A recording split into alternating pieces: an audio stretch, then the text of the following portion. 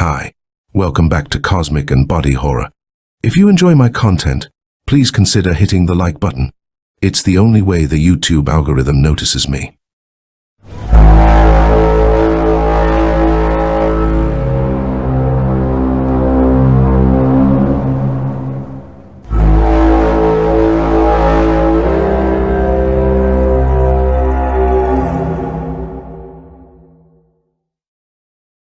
The Hairy Ones Shall Dance by Manly Wade Wellman. Weird Tales, 1938. A novel of hideous stark horror that struck during a spirit seance, a tale of terror and sudden death, and the frightful thing that laired in the devil's croft. Foreword. To whom it may concern. Few words are best, as Sir Philip Sidney once wrote in Challenging an Enemy. The present account will be accepted as a challenge by the vast army of skeptics of which I once made one. Therefore, I write it brief and bald. If my story seems unsteady in spots, that is because the hand that writes it still quivers from my recent ordeal. Shifting the metaphor from duello to military engagement, this is but the first gun of the bombardment. Even now, sworn statements are being prepared by all others who survived the strange and, in some degree, unthinkable adventure I am recounting. After that, every great psychic investigator in the country, as well as some from Europe, will begin researches. I wish that my friends and brother magicians, Houdini and Thurston, had lived to bear a hand in them. I must apologize for the strong admixture of the personal element in my narrative. Some may feel that I err against good taste. My humble argument is that I was not merely an observer, but an actor, albeit a clumsy one throughout the drama. As to the setting forth of matters which many will call impossible, let me smile in advance. Things happen, and have always happened, that defy the narrow science of test tube and formula. I can only say again that I am writing the truth, and that my statement will be supported by my companions in the adventure. Talbot Wills, November 15th, 1937. Chapter 1. Why must the burden of proof rest with the spirits? You don't believe in psychic phenomena, said Dr. Otto Zoberg yet again, because you won't. This with studied kindness, sitting in the most comfortable chair of my hotel room. I, at 34, silently hoped I would have his health and charm at 54. He was so rugged for all his lean length, so well-groomed for all his tweeds and beard and joined eyebrows, so articulate for all his accent. Dr. Zoberg quite apparently liked and admired me, and I felt guilty once more that I did not entirely return the compliment. I know that you are a stage magician, he began afresh. I was once, I amended, a little sulkily. My early career had brought me considerable money and notice, but after the novelty of show business wore off, I had never rejoiced in it. Talbot the Mysterious, it had been impressive, but tawdry. Better to be Talbot Wills, lecturer and investigator in the field of exposing fraudulent mediums. For 6 years I had known Dr. Otto Zoberg, the champion of spiritism and mediumism, as a rival and companion. We had first met in debate under the auspices of the Society for Psychical Research in London. I, young enough for enthusiasm but also for carelessness, had been badly outthought and out-talked. But afterward, Dr. Zoberg had praised my arguments and my delivery, and had graciously taken me out to a late supper. The following day, there arrived from him a present of helpful books and magazines. Our next platform duel found me in a position to get a little of my own back, and he, afterward, laughingly congratulated me on turning to account the material he had sent me. After that, we were public foemen and personal inseparables. Just now we were touring the United States, debating, giving exhibitions, visiting mediums. The night's program, before a Washington audience liberally laced with high officials, had ended in what we agreed was a draw, and here we were, squabbling good-naturedly afterward. Please, doctor, I begged, offering him a cigarette. Save your charges of stubbornness for the theatre. He waved my case aside and bit the end from a villainous black cheroot. I wouldn't say it, here or in public, if it weren't true, Talbot. Yet you sneer even at telepathy, and only half believe in mental suggestion. Ach, you are worse than Houdini. Houdini was absolutely sincere, I almost blazed, for I had known and worshipped that brilliant and kindly prince of conjurers and fraud-finders. Ach, to be sure, nodded Zoberg over his blazing match. I did not say he was not. Yet he refused proof, the proof that he himself embodied. Houdini was a great mystic, a medium. His power for miracles he did not know himself. I had heard that before from Conan Doyle as well as Zoberg, but I made no comment. Zoberg continued. Perhaps Houdini was afraid. If anything could frighten so brave and wise a man, it would assuredly come from within, and so he would not even listen to argument. He turned, suddenly somber. Perhaps he knew best, ja, but he was stubborn, and so are you. I don't think you can say that of me, I objected once more. The cheroot was alight now, and I kindled a cigarette to combat in some degree the gunpowdery fumes. Teeth gleamed amiably through the beard, and Zoberg nodded again, in frank delight this time. Oh, we have hopes of you, Wills, where we gave up Houdini. He had never said that before, not so plainly at any rate. I smiled back. I've always been willing to be shown. Give me a foolproof, fake-proof, supernormal phenomenon, Doctor. Let me convince myself, then I'll come gladly into the spiritist camp. Ah, so you always say. He exploded, but without genuine wrath. Why must the burden of proof rest with the spirits? How can you prove that they do not live and move and act? Study what Eddington has to say about that. For 5 years, I reminded him, I have offered a prize of $5,000 to any medium whose spirit miracles I could not duplicate by honest sleight of hand. He gestured with slim fingers, as though to push the words back into me. That proves absolutely nothing, Wills. For all your skill, do you think that sleight of hand can be the only way? Is it even the best way? I've unmasked famous mediums for years at the rate of one a month, I flung back. Unmasked them as the clumsiest of fakes. Because some are dishonest, are all dishonest? He appealed. What specific thing would convince you, my friend? I thought for a moment, gazing at him through the billows of smoke. Not a grey hair to him, and I, 20 years his junior, had 6 or 8 at either temple.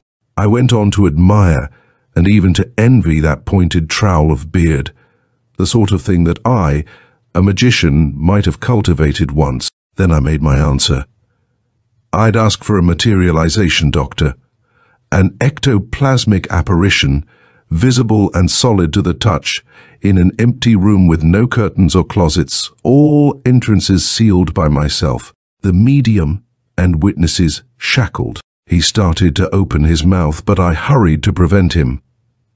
I know what you'll say, that I've seen a number of impressive ectoplasms.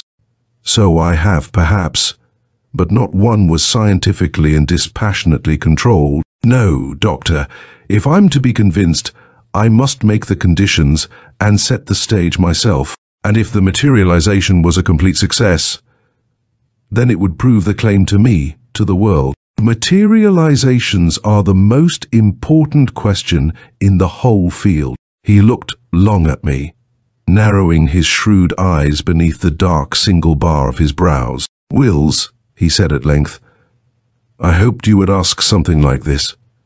You did?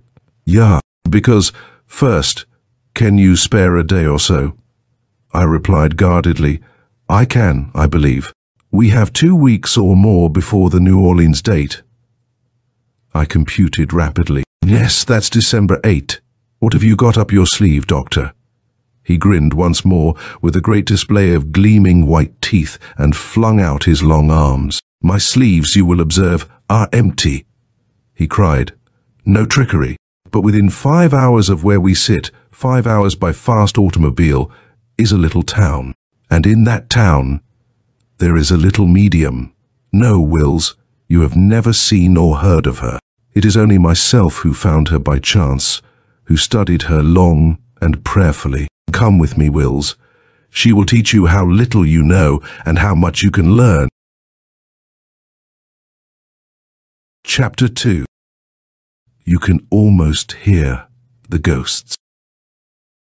I have sat down with the purpose of writing out, plainly and even flatly, all that happened to me and to Dr. Otto Zoberg in our impromptu adventure at Psychic Investigation. Yet, almost at the start, I find it necessary to be vague about the tiny town where that adventure ran its course. Zoberg began by refusing to tell me its name, and now my friends of various psychical research committees have asked me to hold my peace until they have finished certain examinations without benefit of yellow journals or prying politicians. It is located, as Zoberg told me, within 5 miles by fast automobile of Washington. On the following morning, after a quick and early breakfast, we departed at 7 o'clock in my sturdy coupe. I drove, and Zoberg guided. In the turtleback we had stowed bags, for the November sky had begun to boil up with dark, heavy clouds, and a storm might delay us.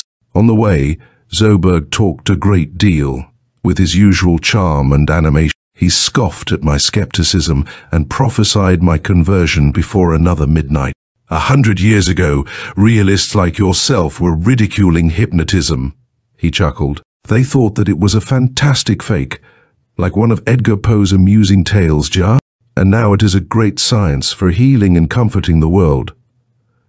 A few years ago, the world scorned mental telepathy.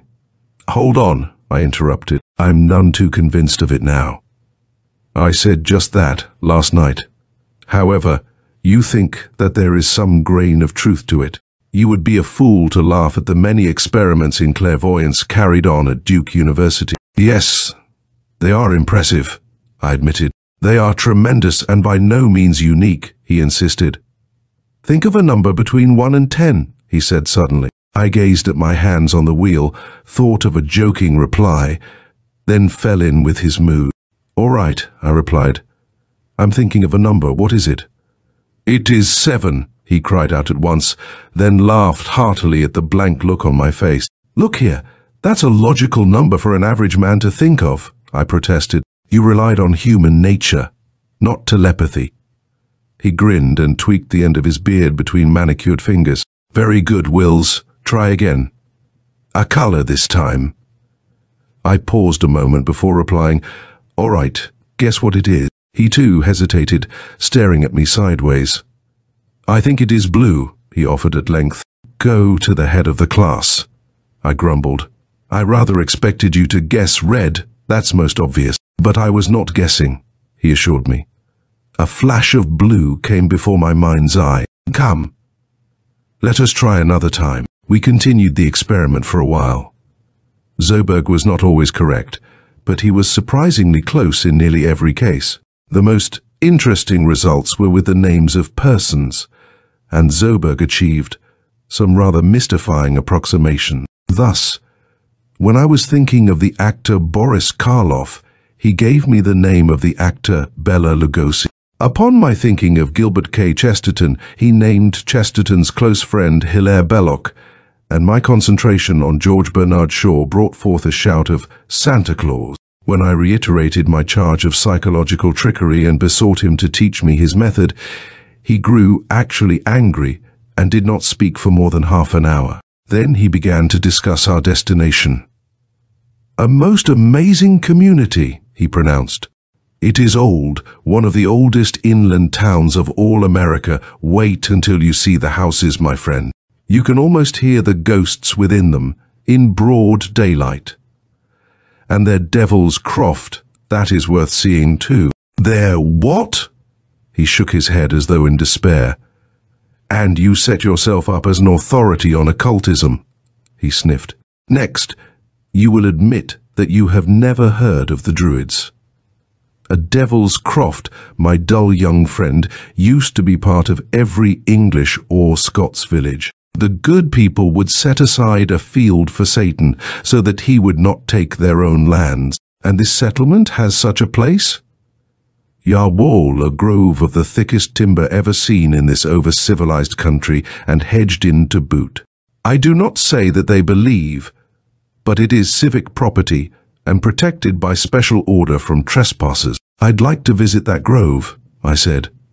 I pray you, he cried, waving in protest. "Do not make us unwelcome."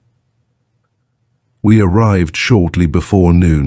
The little town rests in a circular hollow among high wooded hills, and there is not a really good road into it for 2 or 3 miles around. After listening to Zoberg, I had expected something grotesque or forbidding, but I was disappointed. The houses were sturdy and modest, in some cases poor. The greater part of them made a close huddled mass, like a herd of cattle threatened by wolves, with here and there an isolated dwelling like an adventuresome young fighting bull. The streets were narrow, crooked and unpaved, and for once in this age, I saw buggies and wagons outnumbering automobiles.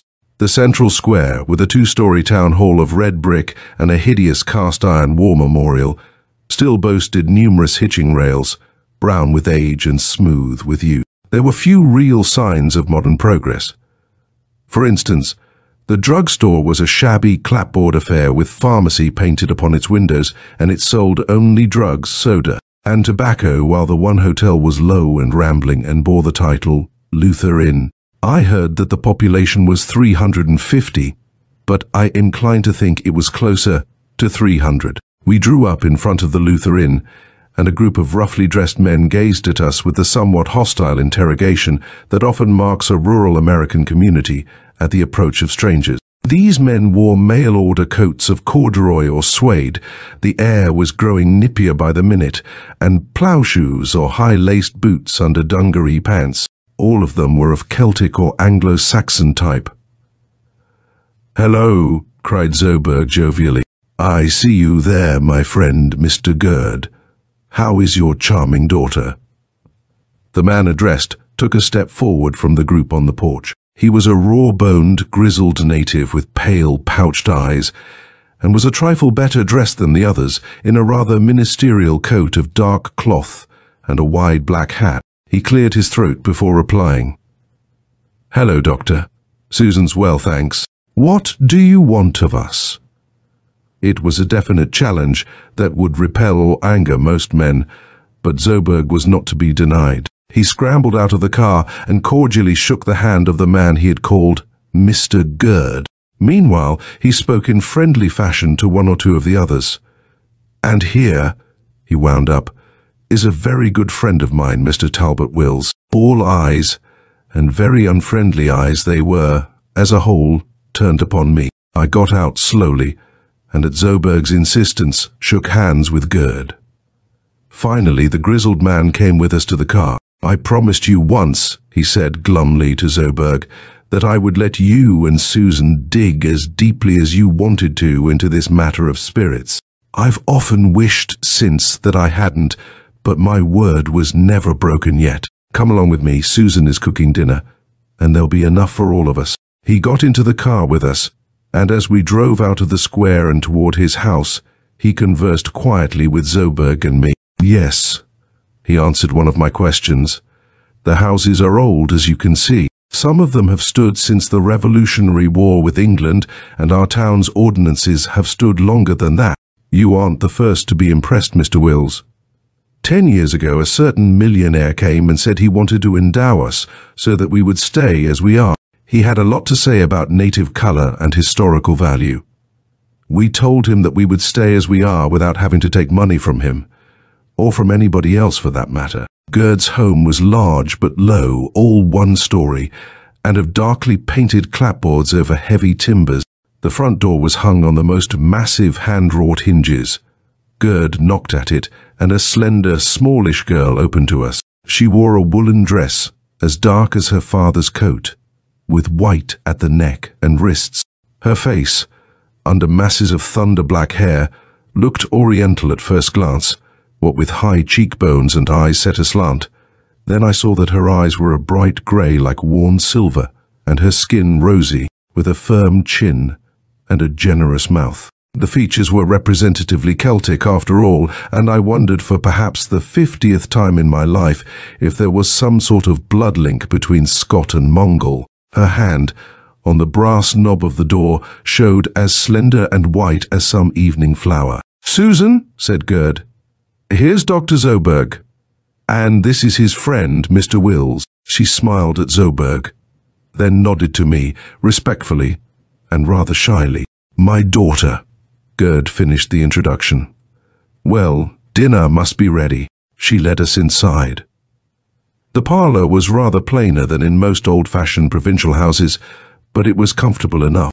Much of its furniture would have delighted antique dealers, and one or two pieces would have impressed museum directors. The dining room beyond had plate racks on the walls and a long table of dark wood with high-backed chairs. We had some fried ham, biscuits, coffee, and stewed fruit that must have been home-canned. Dr. Zoberg and Gerd ate heartily, talking of local trifles, but Susan Gerd hardly touched her food. I, watching her with stealthy admiration, forgot to take more than a few mouthfuls. After the repast, she carried out the dishes, and we men returned to the parlour. Gerd faced us. "You're here for some more hocus-pocus?" he hazarded gruffly. "For another seance," amended Zoberg, suave as ever. "Doctor," said Gerd, "I think this had better be the last time." Zoberg held out a hand in pleading protest, but Gerd thrust his own hands behind him and looked sternly stubborn. "It's not good for the girl," he announced definitely.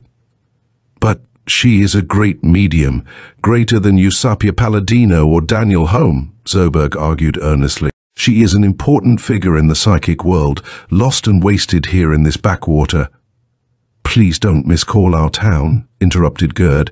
"Well, Doctor, I agree to a final seance, as you call it, but I'm going to be present." Zoberg made a gesture as of refusal, but I sided with Gerd. "If this is to be my test, I want another witness," I told Zoberg. "Ach, if it is a success, you will say that he helped to deceive." "Not I. I'll arrange things so there will be no deception." Both Zoberg and Gerd stared at me. I wondered which of them was the more disdainful of my confidence. Then Susan Gerd joined us, and for once I wanted to speak of other subjects than the occult. Chapter 3. That thing isn't my daughter. It was Zoberg who suggested that I take Susan Gerd for a relaxing drive in my car. I acclaimed the idea as a brilliant one, and she, thanking me quietly, put on an archaic-seeming cloak, black and heavy. We left her father and Zoberg talking idly and drove slowly through the town. She pointed out to me the Devil's Croft of which I had heard from the doctor, and I saw it to be a grove of trees, closely and almost rankly set. It stood apart from the sparser timber on the hills, and around it stretched bare fields. Their emptiness suggested that all the capacity for life had been drained away and poured into that central clump. No road led near to it, and I was obliged to content myself by idling the car at a distance while we gazed and she talked. "It's evergreen, of course," I said. "Cedar and a little juniper." "Only in the hedge around it," Susan Gerd informed me. "It was planted by the town council about 10 years ago." I stared. "But surely there's greenness in the centre too," I argued. "Perhaps. They say that the leaves never fall even in January." Gazed at what appeared to be a little fluff of white mist above it, the whiter by contrast with the black clouds that lowered around the hilltops. To my questions about the town council, Susan Gerd told me some rather curious things about the government of the community. There were 5 councilmen, elected every year, and no mayor. Each of the 5 presided at a meeting in turn. Among the ordinances enforced by the council was one providing for support of the single church. "I should think that such an ordinance could be set aside as illegal," I observed. "I think it could," she agreed, "but nobody has ever wished to try." "The minister of the church," she continued, "was invariably a member of the council. No such provision appeared on the town records, nor was it even urged as a written law, but it had always been deferred to.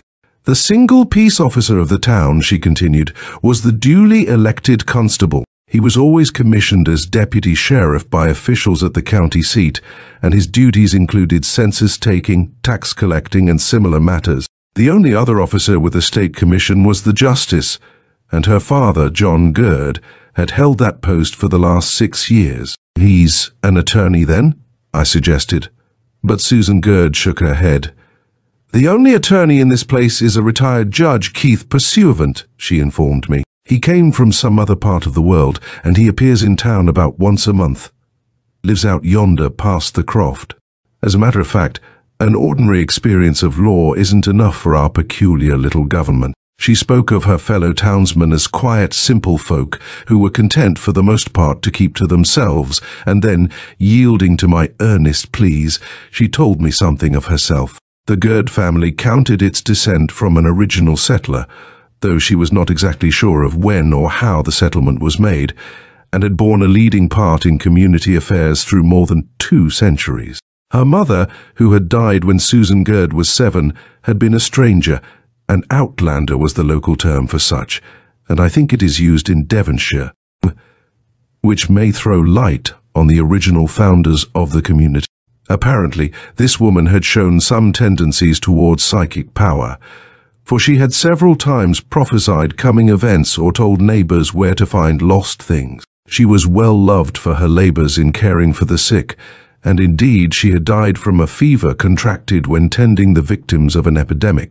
Dr. Zoberg had known her, Susan Gerd related.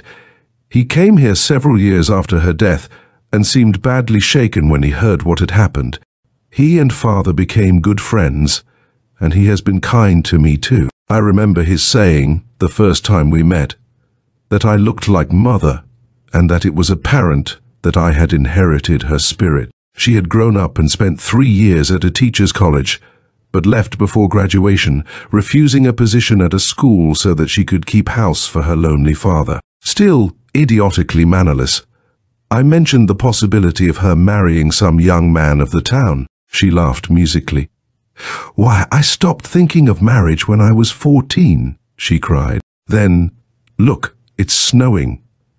So it was, and I thought it time to start for her home.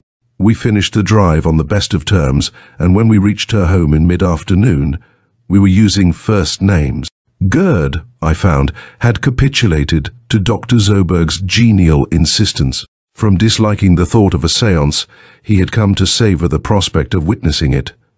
Zoberg had always excluded him before. Gerd had even picked up a metaphysical term or two from listening to the doctor, and with these he spiced his normally plain speech. "This ectoplasm stuff sounds reasonable," he admitted. "If there is any such thing, there could be ghosts, couldn't there?" Zoberg twinkled and tilted his beard spike forward. "You will find that Mr. Wills does not believe in ectoplasm. Nor do I believe that the production of ectoplasm would prove the existence of a ghost," I added. "What do you say, Miss Susan?" She smiled and shook her dark head. "To tell you the truth, I'm aware only dimly of what goes on during a seance. Most mediums say that," nodded Zoberg sagely. As the sun set and darkness came down, we prepared for the experiment. The dining room was chosen, as it was the barest and quietest room in the house. First, I made a thorough examination, poking into corners, tapping walls and handling furniture, to the accompaniment of jovial taunts from Zoberg. Then, to his further amusement, I produced from my grip a big lump of sealing wax, and with this I sealed both the kitchen and parlor doors, stamping the wax with my signet ring. I also closed, latched, and sealed the windows, on the sills of which little heaps of snow had begun to collect. "You're kind of making sure, Mr. Wills," said Gerd, lighting a patent carbide lamp. "That's because I take this business seriously," I replied. And Zoberg clapped his hands in approval. "Now," I went on, "off with your coats and vests, gentlemen." Gerd and Zoberg complied and stood up in their shirt sleeves.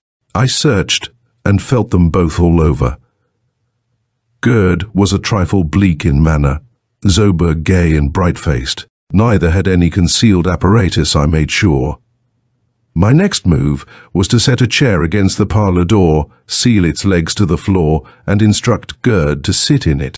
He did so, and I produced a pair of handcuffs from my bag and shackled his left wrist to the arm of the chair. "Capital!" cried Zoberg. "Do not be so sour, Mr. Gerd. I would not trust handcuffs on Mr. Wills. He was once a magician and knows all the escape tricks." "Your turn's coming, Doctor," I assured him. Against the opposite wall and facing Gerd's chair, I set 3 more chairs, melting wax around their legs and stamping it. Then I dragged all other furniture far away, arranging it against the kitchen door. Finally, I asked Susan to take the central chair of the 3, seated Zoberg at her left hand and myself at her right. Beside me, on the floor, I set the carbide lamp. "With your permission," I said, and produced more manacles. First, I fastened Susan's left ankle to Zoberg's right, then her left wrist to his right. Zoberg's left wrist I chained to his chair, leaving him entirely helpless. "What thick wrists you have," I commented. "I never knew they were so sinewy." "You never chained them before," he grinned. With 2 more pairs of handcuffs, I shackled my own left wrist and ankle to Susan on the right. "Now we are ready," I pronounced. "You've treated us like bank robbers," muttered Gerd. No, do not blame Mr. Wills," Zoberg defended me again. He looked anxiously at Susan. "Are you quite prepared, my dear?" Her eyes met his for a long moment, then she closed them and nodded. I bound to her, felt a relaxation of her entire body. After a moment she bowed her chin upon her breast. "Let nobody talk," warned Zoberg softly. "I think that this will be a successful venture." Wills, the light. With my free hand I turned it out.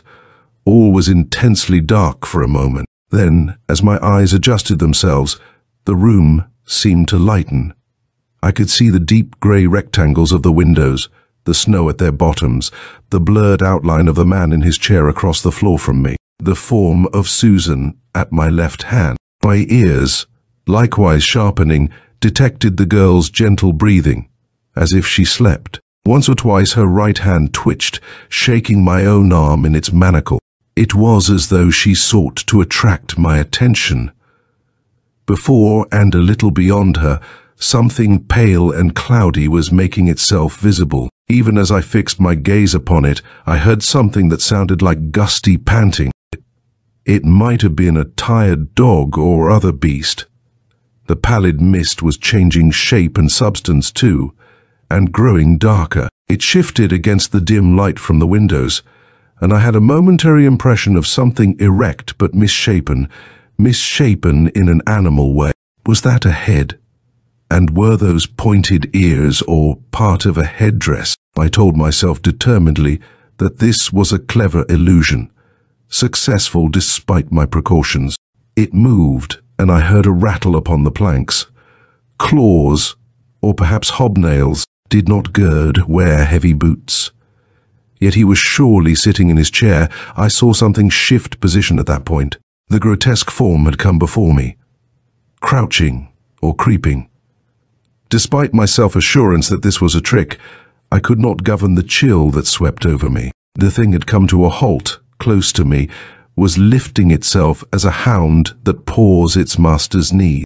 I was aware of an odor, strange and disagreeable, like the wind from a great beast's cage. Then the paws were upon my lap. Indeed, they were not paws. I felt them grip my legs with fingers and opposable thumbs. A sniffing muzzle thrust almost into my face, and upon its black snout a dim, wet gleam was manifest. Then Gerd, from his seat across the room, screamed hoarsely. "That thing isn't my daughter!" In the time it took him to rip out those 5 words, the huddled monster at my knees whirled back and away from me, reared for a trice like a deformed giant, and leaped across the intervening space upon him. I saw that Gerd had tried to rise, his chained wrist hampering him. Then his voice broke in the midst of what he was trying to say. He made a choking sound, and the thing emitted a barking growl. Tearing loose from its wax fastenings, the chair fell on its side. There was a struggle and a clatter, and Gerd squealed like a rabbit in a trap. The attacker fell away from him toward us. It was all over before one might ask what it was about. Chapter 4.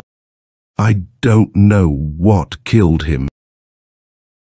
Just when I got up, I do not remember, but I was on my feet as the grapplers separated. Without thinking of danger, and surely danger was there in the room, I might have rushed forward, but Susan Gerd, lying limp in her chair, hampered me in our mutual shackles. Standing where I was then, I pawed in my pocket for something I had not mentioned to her, or to Zoberg, an electric torch. It fitted itself into my hand, a compact little cylinder, and I whipped it out with my finger on the switch. A cone of white light spurted across the room, making a pool about and upon the motionless form of Gerd. He lay crumpled on one side, his back toward us, and a smudge of black wetness was widening about his slack head and shoulders. With the beam, I swiftly quartered the room, probing it into every corner and shadowed nook. The creature that had attacked Gerd had utterly vanished. Susan Gerd now gave a soft moan, like a dreamer of dreadful things. I flashed my light her way. It flooded her face and she quivered under the impact of the glare but did not open her eyes. Beyond her I saw Zoberg doubled forward in his bonds. He was staring blackly at the form of Gerd, his eyes protruding and his clenched teeth showing through his beard. "Dr. Zoberg!" I shouted at him, and his face jerked nervously toward me. It was fairly cross-hatched with tense lines and as white as fresh pipe clay. He tried to say something, but his voice would not command itself. Dropping the torch on the floor, I next dug keys from my pocket and with trembling haste unlocked the irons from Susan Gerd's wrist and ankle on my side. Then, stepping hurriedly to Zoberg, I made him sit up and freed him as speedily as possible. Finally, I returned, found my torch again, and stepped across to Gerd. My first glance at close quarters was enough. He was stone dead, with his throat torn brutally out. His cheeks, too, were ripped in parallel gashes, as though by the grasp of claws or nails. Radiance suddenly glowed behind me, and Zoberg moved forward, holding up the carbide lamp. "I found this beside your chair," he told me unsteadily. I found a match and lighted it. He looked down at Gerd, and his lips twitched as though he would be hysterical. "Steady, Doctor," I cautioned him sharply, and took the lamp from him. "See what you can do for Gerd." He stooped slowly, as though he had grown old. I stepped to one side, putting the lamp on the table. Zoberg spoke again. "It is absolutely no use, Wills. We can do nothing. Gerd has been killed." I had turned my attention to the girl. She still sagged in her chair, breathing deeply and rhythmically, as if in untroubled slumber. "Susan," I called her. "Susan." She did not stir, and Dr. Zoberg came back to where I bent above her. "Susan," he whispered penetratingly, "wake up, child." Her eyes unveiled themselves slowly and looked up at us. "What?" she began drowsily. "Prepare yourself," I cautioned her quickly. "Something has happened to your father." She stared across at Gerd's body, and then she screamed, tremulously and long. Zoberg caught her in his arms, and she swayed and shuddered against their supporting circle. From her own wrists my irons still dangled, and they clanked as she wrung her hands in aimless distraction. Going to the dead man once more, I unchained him from the chair and turned him upon his back. Susan's black cloak lay upon one of the other chairs, and I picked it up and spread it above him. Then I went to each door in turn, and to the windows. "The seals are unbroken," I reported. "There isn't a space through which even a mouse could slip in or out." "Yet I did it," wailed Susan suddenly. "Oh my God, what dreadful thing came out of me to murder my father?" I unfastened the parlor door and opened it. Almost at the same time, a loud knock sounded from the front of the house. Zoberg lifted his head, nodding to me across Susan's trembling shoulder. His arms were still clasped around her, and I could not help but notice that they seemed thin and ineffectual now. When I had chained them, I had wondered at their steely cording. Had this awful calamity drained him of strength? "Go," he said hoarsely. "See who it is." I went. Opening the front door, I came face to face with a tall, angular silhouette in a slouch hat with snow on the brim. "Who are you?" I jerked out, startled. "Oh, Briand!" boomed back an organ-deep bass. "What's the fuss here?" "Well," I began, then hesitated. Stranger in town, ain't you? Was the next question. I saw you when you stopped at the Luther Inn. I'm O'Brien, the constable.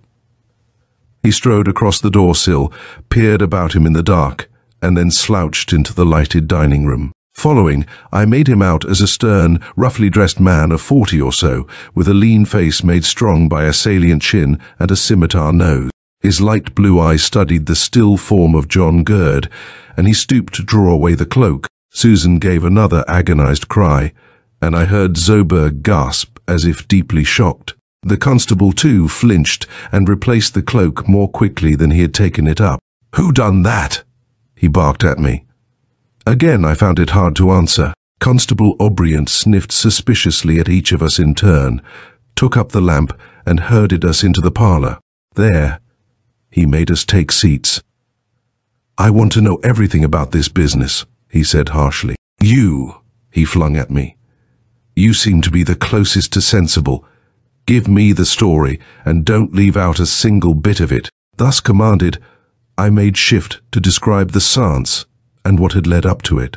I was as uneasy as most innocent people are when unexpectedly questioned by peace officers. O'Brien interrupted twice with a guttural, "Huh," and once with a credulous whistle. "And this killing happened in the dark?" he asked when I had finished. "Well, which of you dressed up like a devil and done it?" Susan whimpered and bowed her head. Zoberg, outraged, sprang to his feet. "It was a creature from another world," he protested angrily. "None of us had a reason to kill Mr. Gurd." O'Brien emitted a sharp equine laugh. "Don't go to tell me any ghost stories, Dr. Zoberg.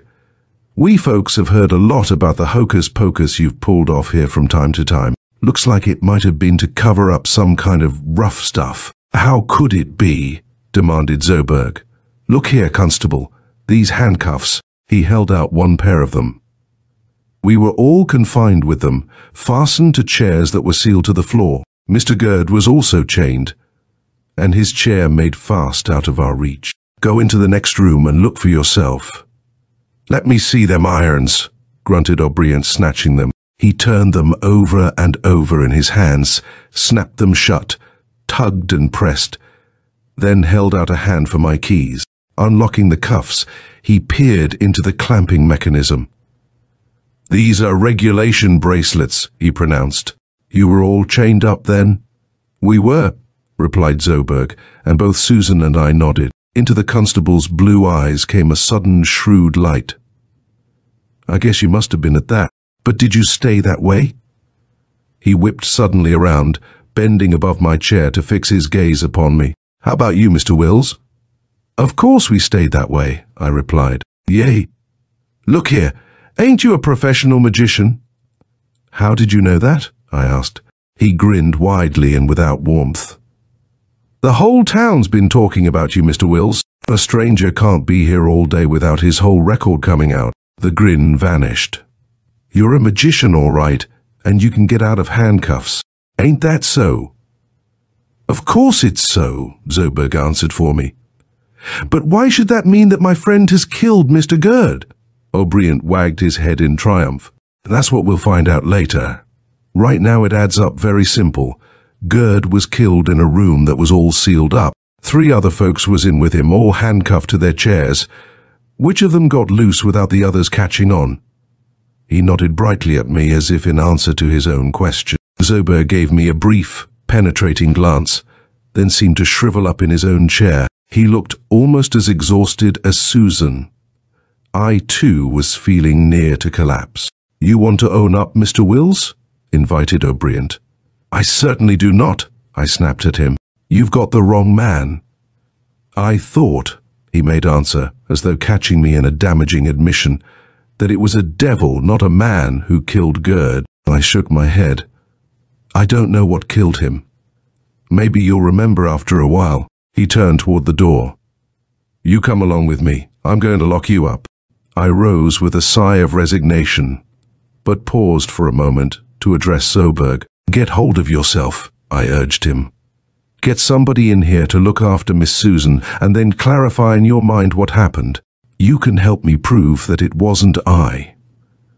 Zoberg nodded very wearily, but did not look up. Don't neither of you go into that room where the body is, O'Brien warned them. Mr. Wills, get your coat and hat. I did so, and we left the house. The snow was inches deep and still falling. O'Brien led me across the street and knocked on the door of a peak-roofed house. A swarthy little man opened to us. There's been a murder, Jim, said O'Brien importantly. Over at Gerd's. You're deputized. Go and keep watch. Better take the missus along to look after Susan. She's bad cut up about it. We left the new deputy in charge and walked down the street, then turned into the square. 2 or 3 men standing in front of the pharmacy stared curiously, then whispered as we passed. Another figure paused to give me a searching glance. I was not too stunned to be irritated. Who are those? I asked the constable.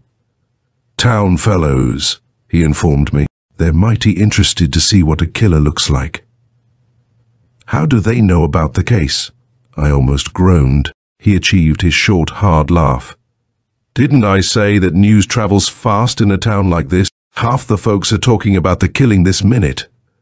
You'll find you made a mistake, I assured him. If I have, I'll beg your pardon handsome. Meanwhile, I'll do my duty. We were at the red brick town hall by now. At O'Brien's side, I mounted the granite steps and waited while he unlocked the big double door with a key the size of a can opener. We're a kind of small town, he observed, half apologetically. But there's a cell upstairs for you. Take off your hat and overcoat. You're staying inside till further notice. Chapter 5. They want to take the law into their own hands. The cell was an upper room of the town hall with a heavy wooden door and a single tiny window.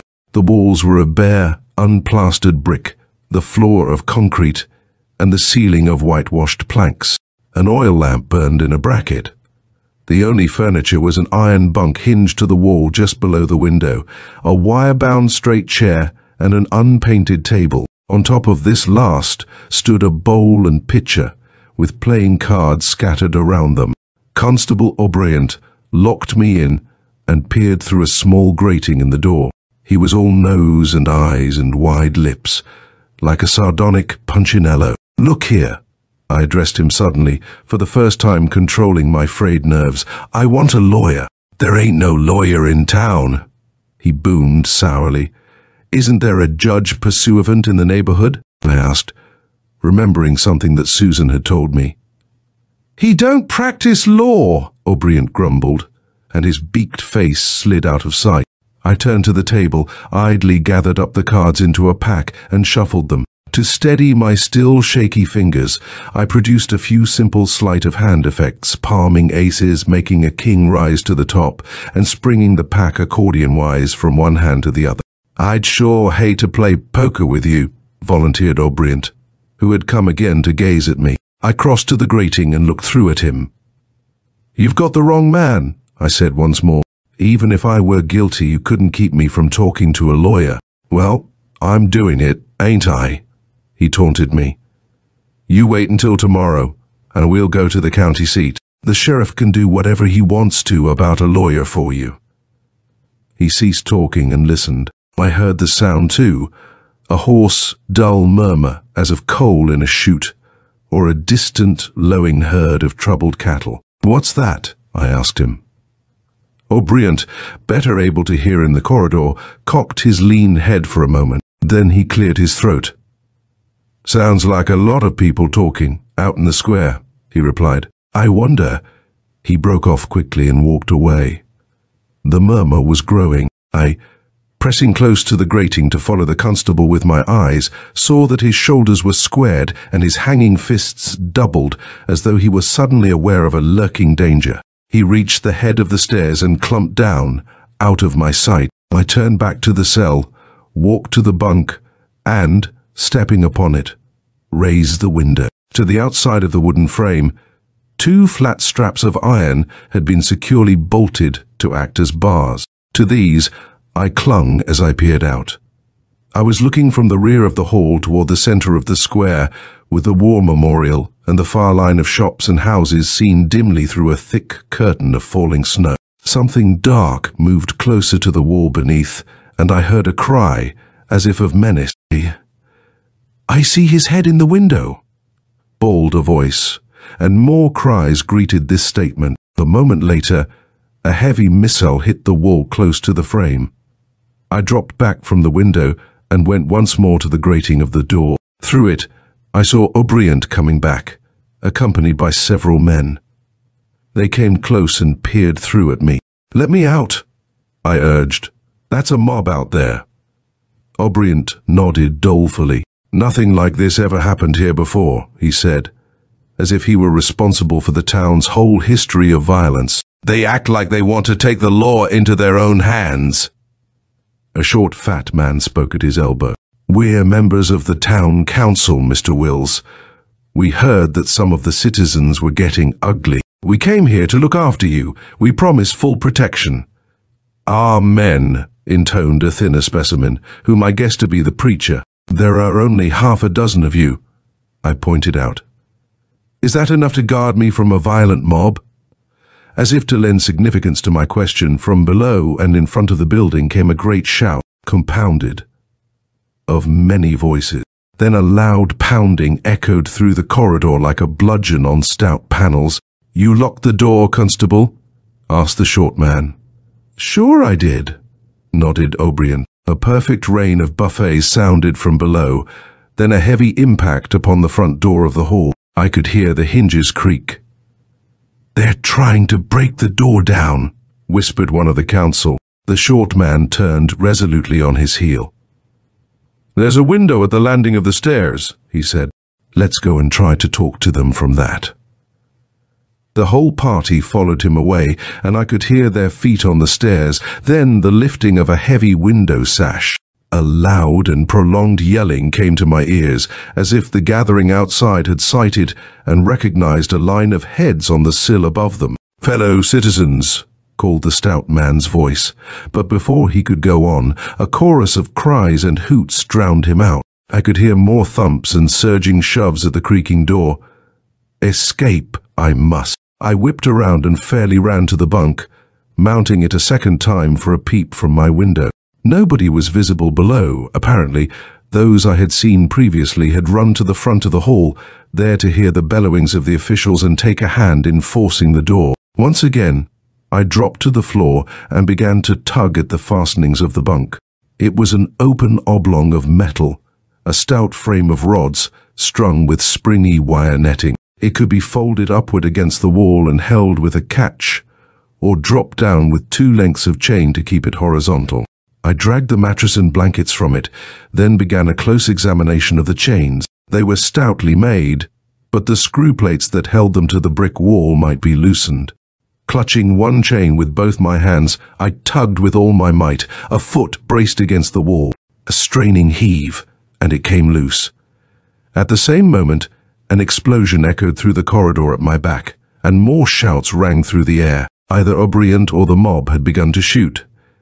Then a rending crash shook the building, and I heard one of the councilmen shouting, "Another like that, and the door will be down."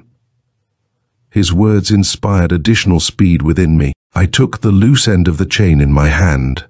Its links were of twisted iron, and the final one had been sawed through to admit the loop of the screw plate, then clamped tight again. But my frantic tugging had widened this narrow cut once more, and quickly I freed it from the dangling plate.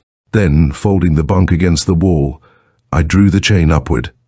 It would just reach to the window. That open link would hook around one of the flat bars.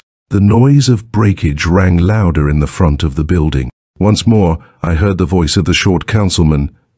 "I command you all to go home before Constable O'Brien fires on you again." "We got guns too," came back a defiant shriek, and in proof of this statement came a rattle of shots. I heard an agonized moan, and the voice of the minister, "Are you hit?" "In the shoulder," was O'Brien's deep, savage reply. My chain fast to the bar, I pulled back and down on the edge of the bunk. It gave some leverage, but not enough. The bar was fastened too solidly. Desperate, I clambered upon the iron framework. Gaining the sill, I moved sideways, then turned and braced my back against the wall. With my feet against the edge of the bunk, I thrust it away with all the strength in both my legs. A creak and a ripping sound, and the bar pulled slowly out from its bolts. But a roar and thunder of feet told me that the throng outside had gained entrance to the hall at last. I heard a last futile flurry of protesting cries from the councilmen as the steps echoed with the charge of many heavy boots. I waited no longer, but swung myself to the sill and wriggled through the narrow space where the bar had come out. A lapel of my jacket tore against the frame, but I made it. Clinging by the other bar, I made out at my side a narrow band of perpendicular darkness against the wall and clutched at it. It was a tin drain pipe by the feel of it. An attack was being made upon the door of the cell. The wood splintered before a torrent of blows, and I heard people pushing in. "He's gone," yelled a rough voice, and a moment later, "Hey, look at the window." I had hold of the drain pipe and gave it my entire weight. Next instant, it had torn loose from its flimsy supports and bent sickeningly outward. Yet it did not let me down at once, acting rather as a slender sapling to the top of which an adventuresome boy has sprung. Still holding to it, I fell sprawling in the snow 20 feet beneath the window I had quitted. Somebody shouted from above, and a gun spoke. "Get him!" screamed many voices. "Get him, you down below!" But I was up and running for my life. The snow-filled square seemed to whip away beneath my feet. Dodging around the war memorial, I came face to face with somebody in a bearskin coat. He shouted for me to halt, in the reedy voice of an ungrown lad, and the fierce set face that shoved at me had surely never felt a razor. But I, who dared not be merciful even to so untried an enemy, struck with both fists even as I hurtled against him. He whimpered and dropped, and I, springing over his falling body, dashed on. A wind was rising, and it bore to me the howls of my pursuers from the direction of the hall. 2 or 3 more guns went off, and one bullet whickered over my head. By then, I had reached the far side of the square, hurried across the street and up an alley. The snow, still falling densely, served to baffle the men who ran shouting in my wake. 2. Nearly everyone who had been on the streets had gone to the front of the hall, and except for the boy at the memorial, none offered to turn me back. I came out upon a street beyond the square, quiet and ill-lit. Along this way, I remembered, I could approach the Gerd home, where my automobile was parked. Once at the wheel, I could drive to the county seat and demand protection from the sheriff. But as I came cautiously near the place and could see through the blizzard the outline of the car, I heard loud voices. A part of the mob had divined my intent and had branched off to meet me. I ran down a side street, but they had seen me. "There he is!" They shrieked at one another. "Plug him!" Bullets struck the wall of a house as I fled past it, and the owner, springing to the door with an angry protest, joined the chase a moment later. I was panting and staggering by now, and so were most of my pursuers. Only 3 or 4 lean young athletes were gaining and coming even close to my heels. With wretched determination I maintained my pace, winning free of the close-set houses of the town, wriggling between the rails of a fence and striking off through the drifting snow of a field. "Hey, he's heading for the Croft." Someone was wheezing, not far behind. "Let him go in," growled another runner. "He'll wish he hadn't." Yet again someone fired, and yet again the bullet went wide of me, moving swiftly and half veiled by the dark and the wind-tossed snowfall. I was a bad forget that night, and lifting my head, I saw indeed the dense timber of the Devil's Croft, its top seeming to toss and fall like the black waves of a high-pent sea. It was an inspiration, helped by the shouts of the mob. Nobody went into that grove. Avoidance of it had become a community habit, almost a community instinct. Even if my enemies paused only temporarily, I could shelter well among the trunks, catch my breath, perhaps hide indefinitely, and surely Zoberg would be recovered, would back up my protest of innocence. With 2 words for it, the fantasy would not seem so ridiculous. All this I sorted over in my mind as I ran toward the Devil's Croft. Another rail fence rose in my way. I feared for a moment that it would baffle me, so fast and far had I run, and so greatly drained away was my strength. Yet I scrambled over somehow, slipped and fell beyond, got up and ran crookedly on. The trees were close now. Closer, within a dozen yards. Behind me I heard oaths and warning exclamations. The pursuit was ceasing at last. I found myself against close-set evergreens. That would be the hedge of which Susan Gerd had told me. Pushing between and through the interlaced branches, I hurried on for 5 or 6 steps, cannoned from a big tree trunk, went sprawling, lifted myself for another brief run, and then, with my legs like strips of paper, dropped once more. I crept forward on hands and knees. Finally, I collapsed upon my face, the weight of all I had endured, the seance, the horrible death of John Gerd, my arrest, my breaking from the cell, and my wild run for life overwhelmed me as I lay. Thus I must lie, I told myself hazily, until they came and caught me. I heard, or fancied I heard, movement nearby, then a trilling whistle. A signal? It sounded like the song of a little frog. Odd thought in this blizzard. I was thinking foolishly of frogs while I sprawled face down in the snow. But where was the snow? There was damp underneath, but it was warm damp, like that of a riverside in July. In my nostrils was a smell of green life, the smell of parks and hothouses. My fists closed upon something. 2 handfuls of soft, crisp moss. I rose to my elbows. A white flower bobbed and swayed before my nose, shedding perfume upon me. Far away, as though in another world, I heard the rising of the wind that was beating the snow into great drifts, but that was outside the Devil's Croft. Part 2. Talbot Wills, the narrator, has given up a career as a stage magician to study psychic phenomena. Though a skeptic, he is on good terms with Dr. Otto Zoberg, a lecturing expert on spiritism and other occult subjects. Zoberg, seeking to convert him, takes him to an isolated hamlet where a spirit medium of unusual powers is located. Wills finds the medium an attractive young woman, Susan Gerd. A seance is held in the Gerd home where, though all are handcuffed, a strange wolf-like shape moves in the dark. When Susan Gerd's father cries out some sort of accusation, the shape springs upon him and rends him to death. The town constable comes to investigate and, inasmuch as Wills is a magician and escape artist, accuses him of the murder. Wills is confined in a cell. When an angry mob gathers to lynch him, he breaks out, flees through the town and across a snow-covered field toward the Devil's Croft, a mysterious grove which by custom is never entered by the townspeople. As he enters it, he falls, exhausted. Lying thus, he realizes that, though a blizzard is raging outside the grove, inside are leaves, moss, flowers and grass, and that the air is as warm as though it were midsummer. The story continues.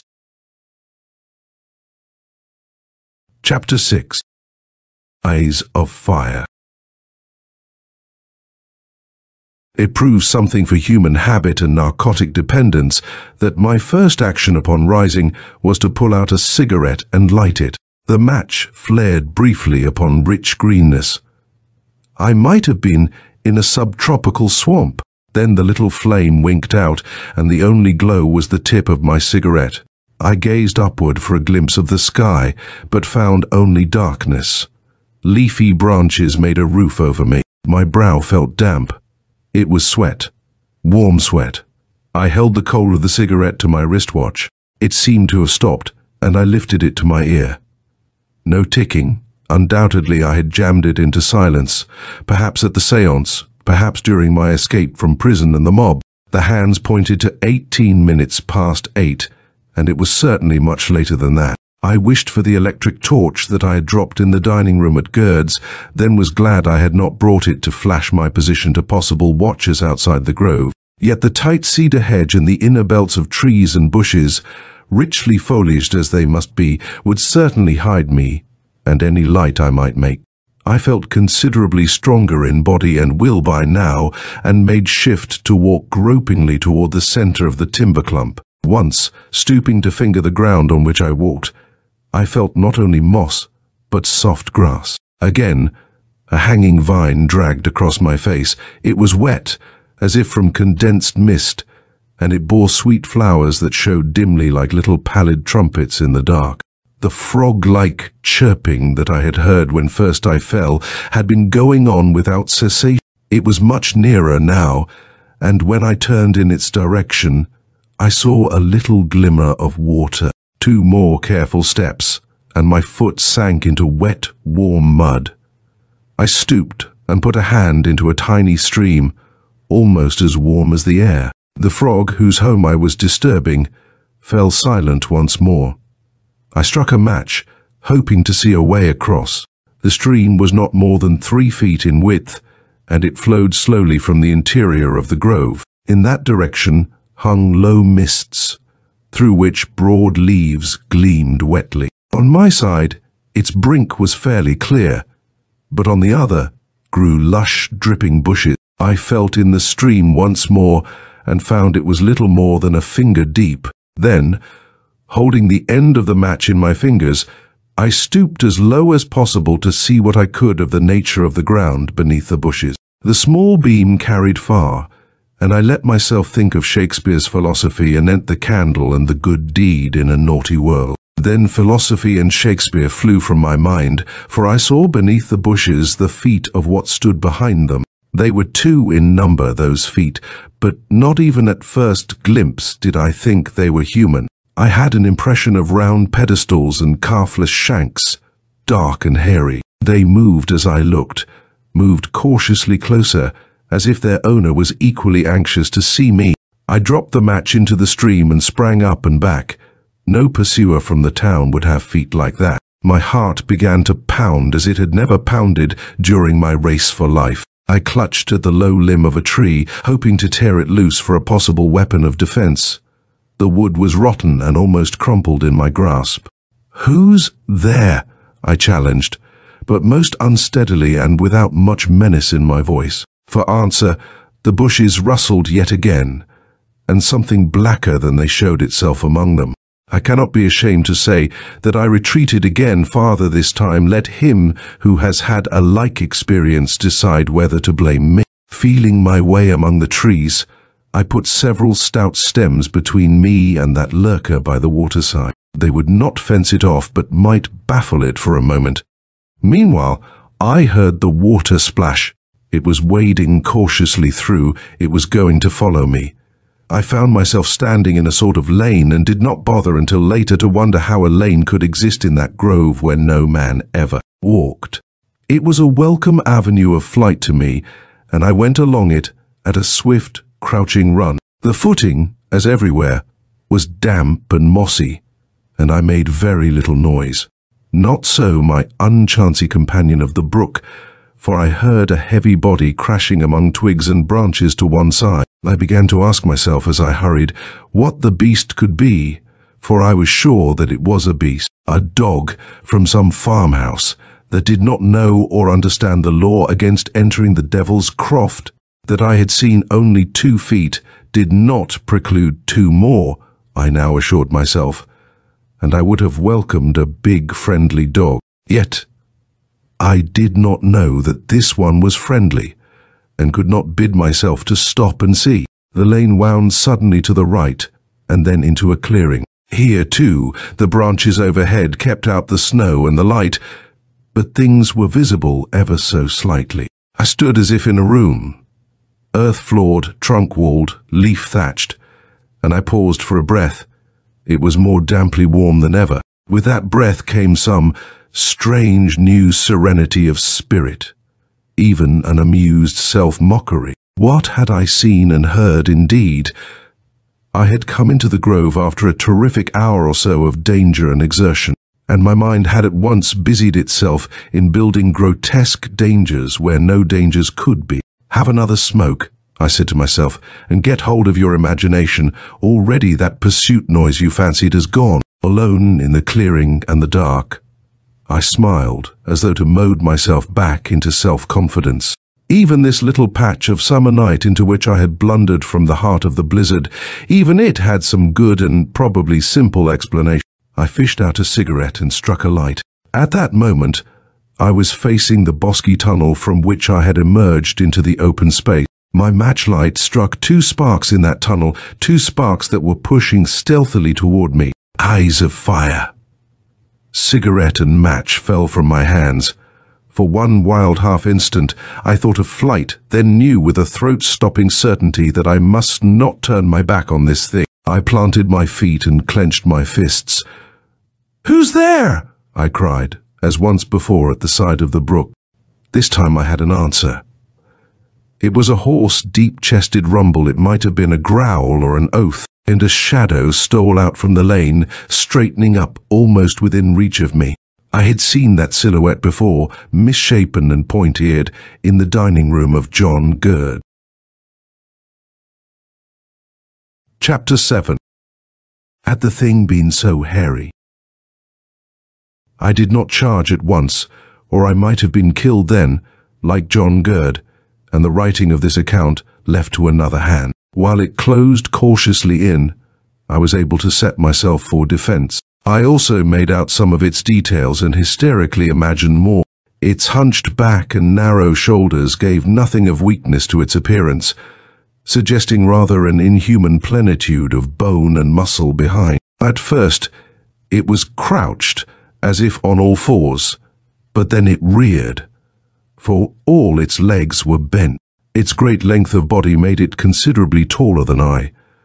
Upper limbs, I hesitated calling them arms, sparred questingly at me. I moved a stride backward but kept my face to the enemy. "You killed Gurd," I accused it, in a voice steady enough but rather strained and shrill. "Come on and kill me. I promise you a damned hard bargain of it." The creature shrank away in turn, as though it understood the words and was momentarily daunted by them. Its head, which I could not make out, sank low before those crooked shoulders and swayed rhythmically like the head of a snake before striking. The rush was coming, and I knew it. "Come on," I dared it again. "What are you waiting for?" "I'm not chained down like Gurd. I'll give you a devil of a fight." I had my fists up and I feinted, boxer-wise, with a little weaving jerk of the knees. The blot of blackness started violently, ripped out a snarl from somewhere inside it, and sprang at me. I had an impression of paws flung out and a head twisted sidewise, with long teeth bared to snap at my throat. Probably it meant to clutch my shoulders with its fingers. It had them. I had felt them on my knee at the seance, but I had planned my own campaign in those 10 seconds. I slid my left foot forward as the enemy lunged, and my left fist drove for the muzzle. My knuckles barked against the huge inhuman teeth, and I brought over a roundabout right, with shoulder and hip driving in back of it. The head, slanted as it was, received this right fist high on the brow. I felt the impact of solid bone, and the body floundered away to my left. I broke ground right, turned, and raised my hands as before. "Want any more of the same?" I taunted it, as I would a human antagonist after scoring. The failure of its attack had been only temporary. My blows had set it off balance, but could hardly have been decisive. I heard a coughing snort, as though the thing's muzzle was bruised, and it quartered around toward me once more. Without warning, and with amazing speed, it rushed. I had no time to set myself now. I did try to leap backward, but I was not quick enough. It had me, gripping the lapels of my coat and driving me down and over with its flying weight. I felt the wet ground spin under my heels, and then it came dying up against my shoulders. Instinctively, I had clutched upward at a throat with my right hand, clutched a handful of skin, loose and rankly shaggy. My left, also by instinct, flew backward to break my fall. It closed on something hard, round, and smooth. The rank odor that I had known at the seance was falling around me like a blanket, and the clashing white teeth shoved nearer, nearer. But the rock in my left hand spelled sudden hope. Without trying to roll out from under, I smote with that rock. My clutch on the hairy throat helped me to judge accurately where the head would be. A moment later, and the straggling bulk above me went limp under the impact. Shoving it aside, I scrambled free and gained my feet once more. The monster lay motionless where I had thrust it from me. Every nerve a-tingle, I stooped. My hand poised the rock for another smashing blow, but there was no sign of fight from the fallen shape. I could hear only a gusty breathing, as of something in stunned pain. "Lie right where you are, you murdering brute," I cautioned it, my voice ringing exultant as I realized I had won. "If you move, I'll smash your skull in." My right hand groped in my pocket for a match, struck it on the back of my leg. I bent still closer for a clear look at my enemy. Had the thing been so hairy? Now, as I gazed, it seemed only sparsely furred. The ears, too, were blunter than I thought, and the muzzle not so. Why, it was half human. Even as I watched, it was becoming more human still, a sprawled human figure. And as the fur seemed to vanish in patches, was it clothing I saw, as though through the rents in a bearskin overcoat? My senses churned in my own head. The fear that had ridden me all night became suddenly unreasoning. I fled as before, this time without a thought of where I was going, or what I would do. The forbidden grove, lately so welcome as a refuge, swarmed with evil. I reached the edge of the clearing, glanced back once. The thing I had stricken down was beginning to stir, to get up. I ran from it, as from a devil. Somehow I had come to the stream again, or to another like it. The current moved more swiftly at this point, with a noticeable murmur. As I tried to spring across, I landed short and gasped in sudden pain, for the water was scalding hot. Of such are the waters of hell. I cannot remember my flight through that steaming swamp that might have been a corner of Satan's own park. Somewhere along the way, I found a tough, fleshy stem, small enough to rend from its rooting and wield as a club.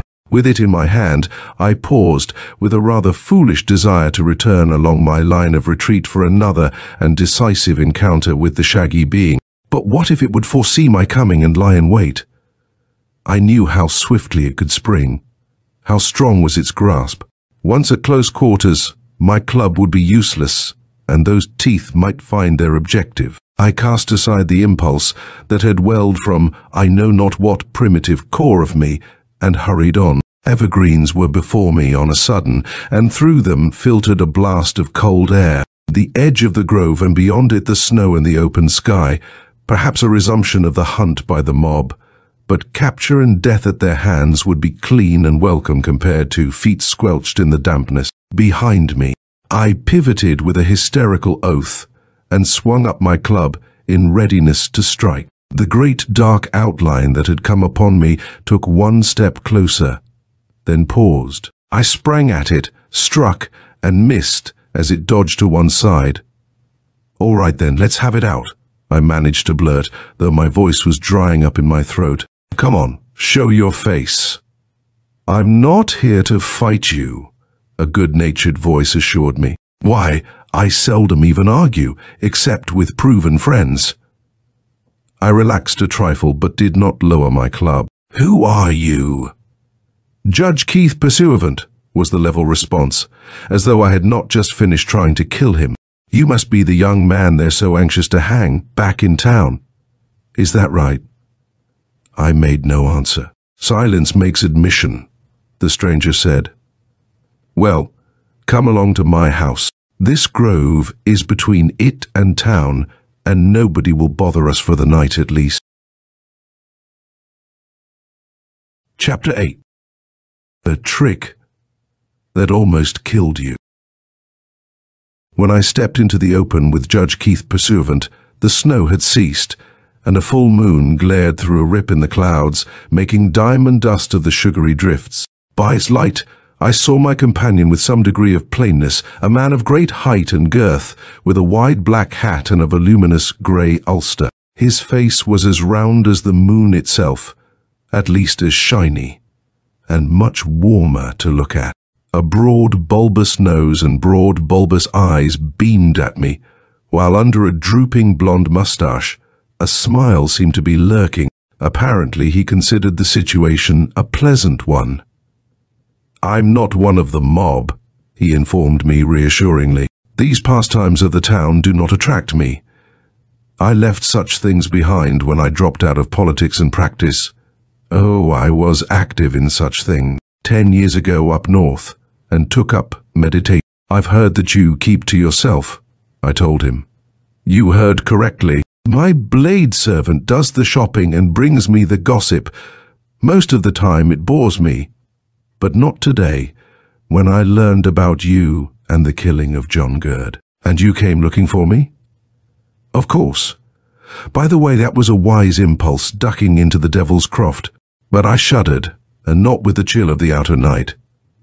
He made a motion for me to come along, and we began tramping through the soft snow toward a distant light under the shadow of a hill. Meanwhile, I told him something of my recent adventures, saving for the last my struggle with the monster in the grove. He heard me through, whistling through his teeth at various points.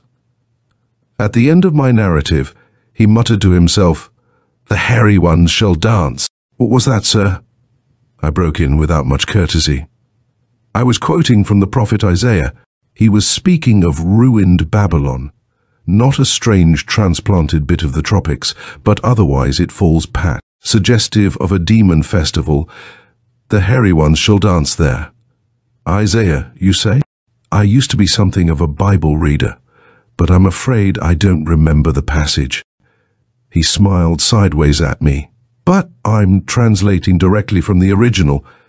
Mr. Wills is the name, eh? The original Hebrew of the prophet Isaiah, whoever he was. The classic-ridden compilers of the King James Version have satyrs dancing, and the prosaic Revised Version offers nothing more startling than goats. But Isaiah and the rest of the ancient peoples knew that there were hairy ones. Perhaps you encountered one of that interesting breed tonight." "I don't want to encounter it a second time," I confessed. "And again," I shuddered. "That is something we will talk over more fully. What do you think of the Turkish bath accommodations you have just left behind?" "To tell you the truth, I don't know what to think. Growing green stuff in a tropical temperature, with snow outside." He waved the riddle away. "Easily and disappointingly explained, Mr. Wills. Hot springs." I stopped still, shin-deep in wet snow. "What?" I ejaculated. "Oh, I've been there many times, in defiance of local custom and law. I'm not a native, you see." Once more his warming smile. "There are at least 3 springs, and the thick growth of trees makes a natural enclosure, roof and walls to hold in the damp heat. It's not the only place of its kind in the world, Mr. Wills. But the thing you met there is a trifle more difficult of explanation. Come on home. We'll both feel better when we sit down." We finished the journey in half an hour. Judge Pursuivant's house was stoutly made of heavy-hewn timbers, somewhat resembling certain lodges I had seen in England. Inside was a large, low-ceilinged room with a hanging oil lamp and a welcome open fire. A fat, blonde cat came leisurely forward to greet us. Its broad, good-humoured face, large eyes and drooping whiskers gave it somewhat of a resemblance to its master. "Better get your things off," advised the judge. He raised his voice. "William." A squat Negro with a sensitive brown face appeared from a door at the back of the house. "Bring in a bathrobe and slippers for this gentleman," ordered Judge Pursuivant, and himself assisted me to take off my muddy jacket. Thankfully, I peeled off my other garments, and when the servant appeared with the robe, I slid into it with a sigh. "I'm in your hands, Judge Pursuivant," I said. "If you want to turn me over, I might surrender you to an officer," he interrupted, "but never to a lawless mob. You'd better sit here for a time and talk to me." Near the fire was a desk, with an armchair at either side of it.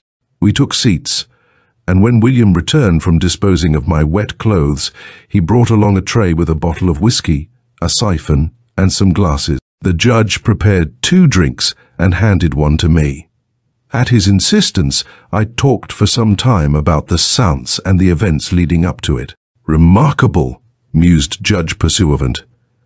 Then his great shrewd eyes studied me. "Don't go to sleep there, Mr. Wills. I know you're tired, but I want to talk about lycanthropy." "Lycanthropy?" I repeated. "You mean the science of the werewolf?" I smiled and shook my head. "I'm afraid I'm no authority, sir. Anyway, this was no witchcraft. It was a bona fide spirit seance with ectoplasm." "Hum," snorted the judge. "Witchcraft, spiritism. Did it ever occur to you that they might be one and the same thing?" "Inasmuch as I never believed in either of them, it never did occur to me." Judge Pursuivant finished his drink and wiped his mustache. "Skepticism does not become you too well, Mr. Wills, if you will pardon my frankness. In any case, you saw something very werewolfish indeed, not an hour ago. Isn't that the truth?" "It was some kind of a trick," I insisted stubbornly. "A trick that almost killed you and made you run for your life." I shook my head. "I know I saw the thing," I admitted. "I even felt it." My eyes dropped to the bruised knuckles of my right hand, yet I was fooled. As a magician, I know all about fooling. There can be no such thing as a werewolf. "Have a drink," coaxed Judge Pursuivant, exactly as if I had had none yet. With big, deft hands, he poured whiskey, then soda, into my glass and gave the mixture a stirring shake. "Now then," he continued, sitting back in his chair once more, "the time has come to speak of many things." He paused, and I, gazing over the rim of that welcome glass, thought how much he looked like a rosy blonde walrus. "I'm going to show you," he announced, "that a man can turn into a beast and back again." Chapter 9. To a terrified victim, he is doom itself. He leaned toward the bookshelf beside him, paused for a moment, then 2 sizable volumes on the desk between us. "If this were a fantasy tale, Mr. Wills," he said with a hint of one of his smiles, "I would place before you an unthinkably rare book, one that offered, in terms too brilliant and compelling for argument, the awful secrets of the universe, past, present, and to come." He paused to polish a pair of pince-nez and to damp them upon the bridge of his broad nose. "However," he resumed, "this is reality, sober if uneasy. And I give you not some forgotten grimoire out of the mystic post, but 2 works by 2 recognized and familiar authorities." I eyed the books. "May I see?" For an answer, he thrust one of them, some 600 pages in dark blue cloth, across the desk and into my hands. 30 years of psychical research by the late Charles Richet, French master in the spirit investigation field, he informed me. Faithfully and interestingly translated by Stanley de Brath. Published here in America in 1925. I took the book and opened it. I knew Professor Richet slightly. Years ago, when I was just beginning this sort of thing, I was entertained by him in London. He introduced me to Conan Doyle. "Then you're probably familiar with his book." "Yes? Well, the other." And he took up the second volume, almost as large as the Richet and bound in light buff. "Is by Montague Summers, whom I call the premier demonologist of today. He's gathered all the lycanthropy lore available." I had read Mr. Summers' Geography of Witchcraft and his 2 essays on the vampire, and I made bold to say so. "This is a companion volume to them," Judge Pursuivant told me, opening the book. "It is called The Werewolf." He scrutinized the flyleaf. "Published in 1934, thoroughly modern, you see. Here's a bit of Latin. Mr. Wills intrabunt lupi rapaces in vos, non pascentes gregi." I crinkled my brow in the effort to recall my high school Latin, then began slowly to translate, a word at a time, "Enter hungry wolves." "Save that scholarship," Judge Pursuivant broke in. "It's more early scripture, though not so early as the bit about the hairy ones. Vulgate for a passage from the Acts of the Apostles, 20th chapter, 29th verse. Ravenous wolves shall enter among you, not sparing the flock." Apparently that disturbing possibility exists even today. He leafed through the book. "Do you know," he asked, "that Summers gives literally dozens of instances of lycanthropy, things that are positively known to have happened? I took another sip of whiskey and water. Those are only legends, surely. They are nothing of the sort.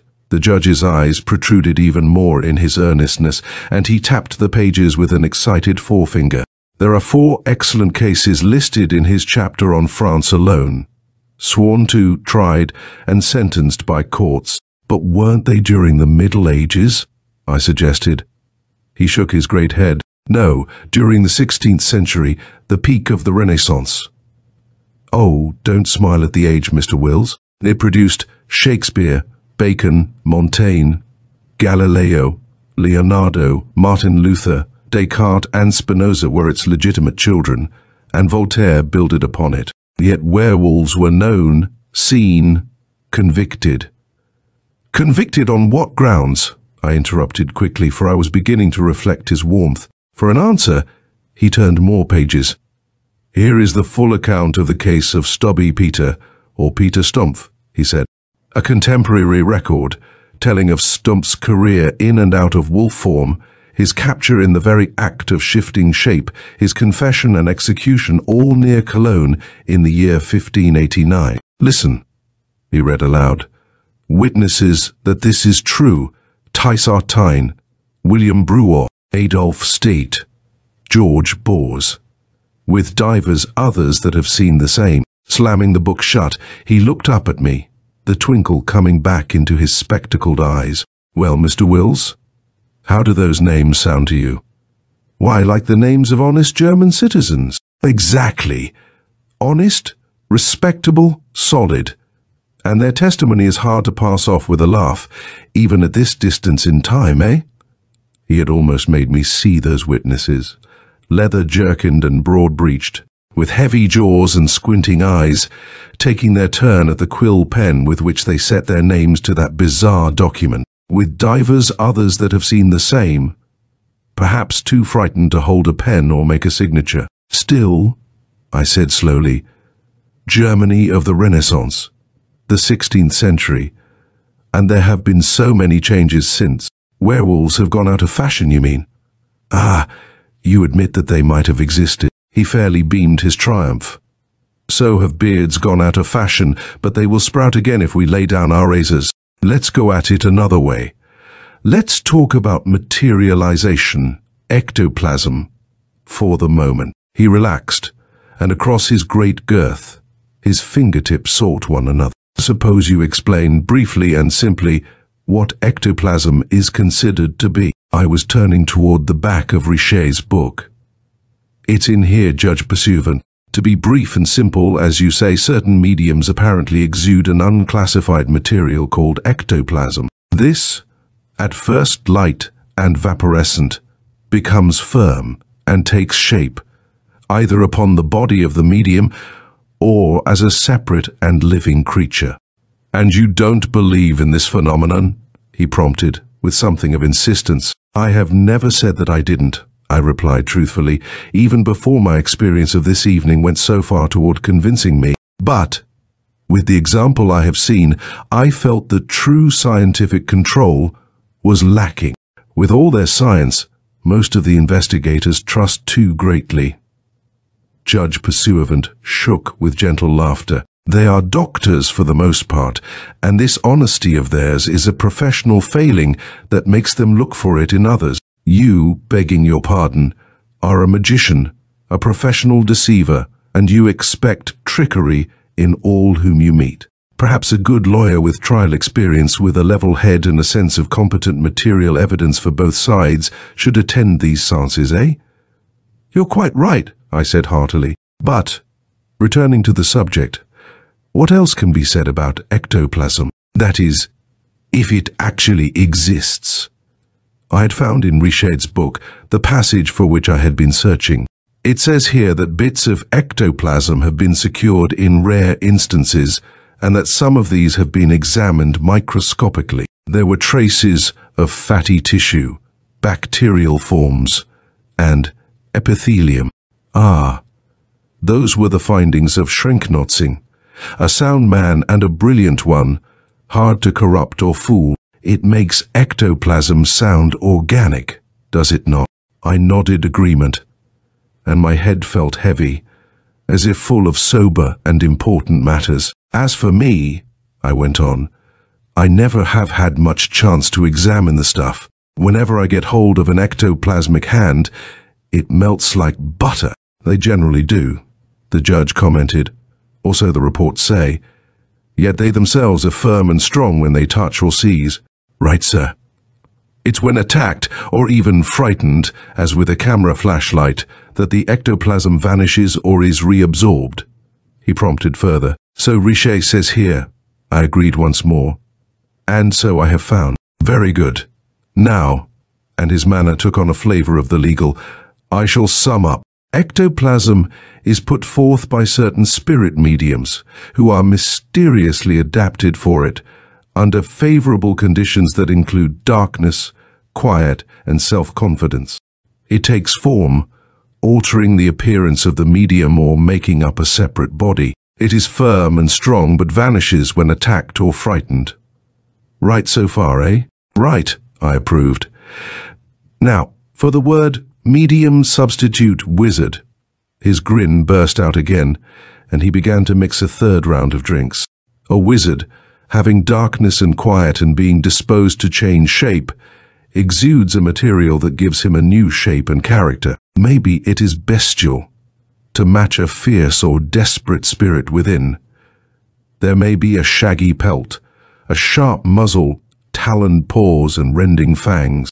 To a terrified victim he is doom itself, but to a brave adversary, faring and fighting him, he flipped his way through Summers's book, as I had with Richer's. Listen, the shape of the werewolf will be removed if he be reproached by name as a werewolf, or if again he be thrice addressed by his Christian name, or struck 3 blows on the forehead with a knife, or that 3 drops of blood should be drawn.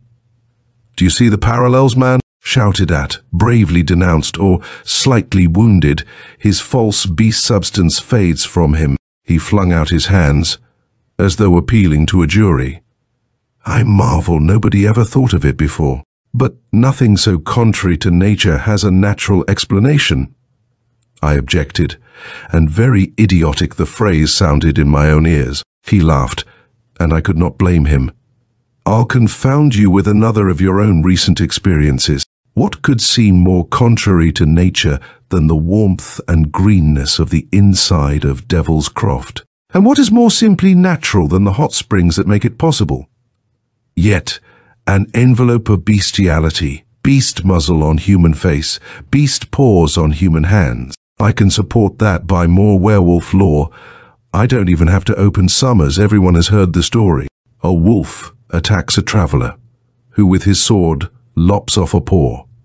The beast howls and flees, and the paw it leaves behind is a human hand. That's an old one in every language. Probably because it happens so often. There's your human hand, with the beast paw forming upon and around it, then vanishing like wounded ectoplasm. Where's the weak point, Wills? Name it, I challenge you. I felt the glass shake in my hand, and a chilly wind brushed my spine. There's one point, I made myself say. You may think it a slender one, even a quibble, but ectoplasms make human forms, not animal. How do you know they don't make animal forms? Judge Pursuivant crowed, leaning forward across the desk. Because, of the few you've seen and disbelieved, only human faces and bodies showed. My reply is there in your hands. Open Richer's book to page 545, Mr. Wills. Page 545. Got it? Now, the passage I marked about the medium Burgick. Read it aloud. He sank back into his chair once more, waiting in manifest delight. I found the place, underscored with pencil, and my voice was hoarse as I obediently read. My trouser leg was strongly pulled, and a strange, ill-defined form that seemed to have paws like those of a dog or small monkey climbed on my knee. I could feel its weight, very light, and something like the muzzle of an animal touched my cheek. There you are, Wills, Judge Pursuivant was crying. Notice that it happened in Warsaw, close to the heart of the werewolf country. Reading that passage made you sweat a bit, remembering what you saw in the Devil's Croft, eh? I flung down the book. "You've done much toward convincing me," I admitted. "I'd rather have the superstitious peasant's belief, though, the one I've always scoffed at." "Rationalizing the business didn't help, then?" "It did when I explained the devil's Croft and the springs, but the springs don't chase you with sharp teeth. And, as I was saying, the peasant had a protection that the scientist lacks, trust in his crucifix and his Bible. Why shouldn't he have that trust? And why shouldn't you?" Again, the judge was rummaging in his bookcase. Those symbols of faith gave him what is needed, a strong heart to drive back the menace, whether it be wolf, demon, or ectoplasmic bogey. "Here, my friend." He laid a third book on the desk. It was a Bible, red-edged and leather-backed, worn from much use. "Have a read at that while you finish your drink," he advised me. "The Gospel according to St. John is good, and it's already marked. Play you're a peasant, hunting for comfort." Like a dutiful child, I opened the Bible to where a faded purple ribbon lay between the pages, but already Judge Pursuivant was quoting from memory. "In the beginning was the Word, and the Word was with God, and the Word was God. The same was in the beginning with God. All things were made by him, and without him was not anything made that was made." Chapter 10.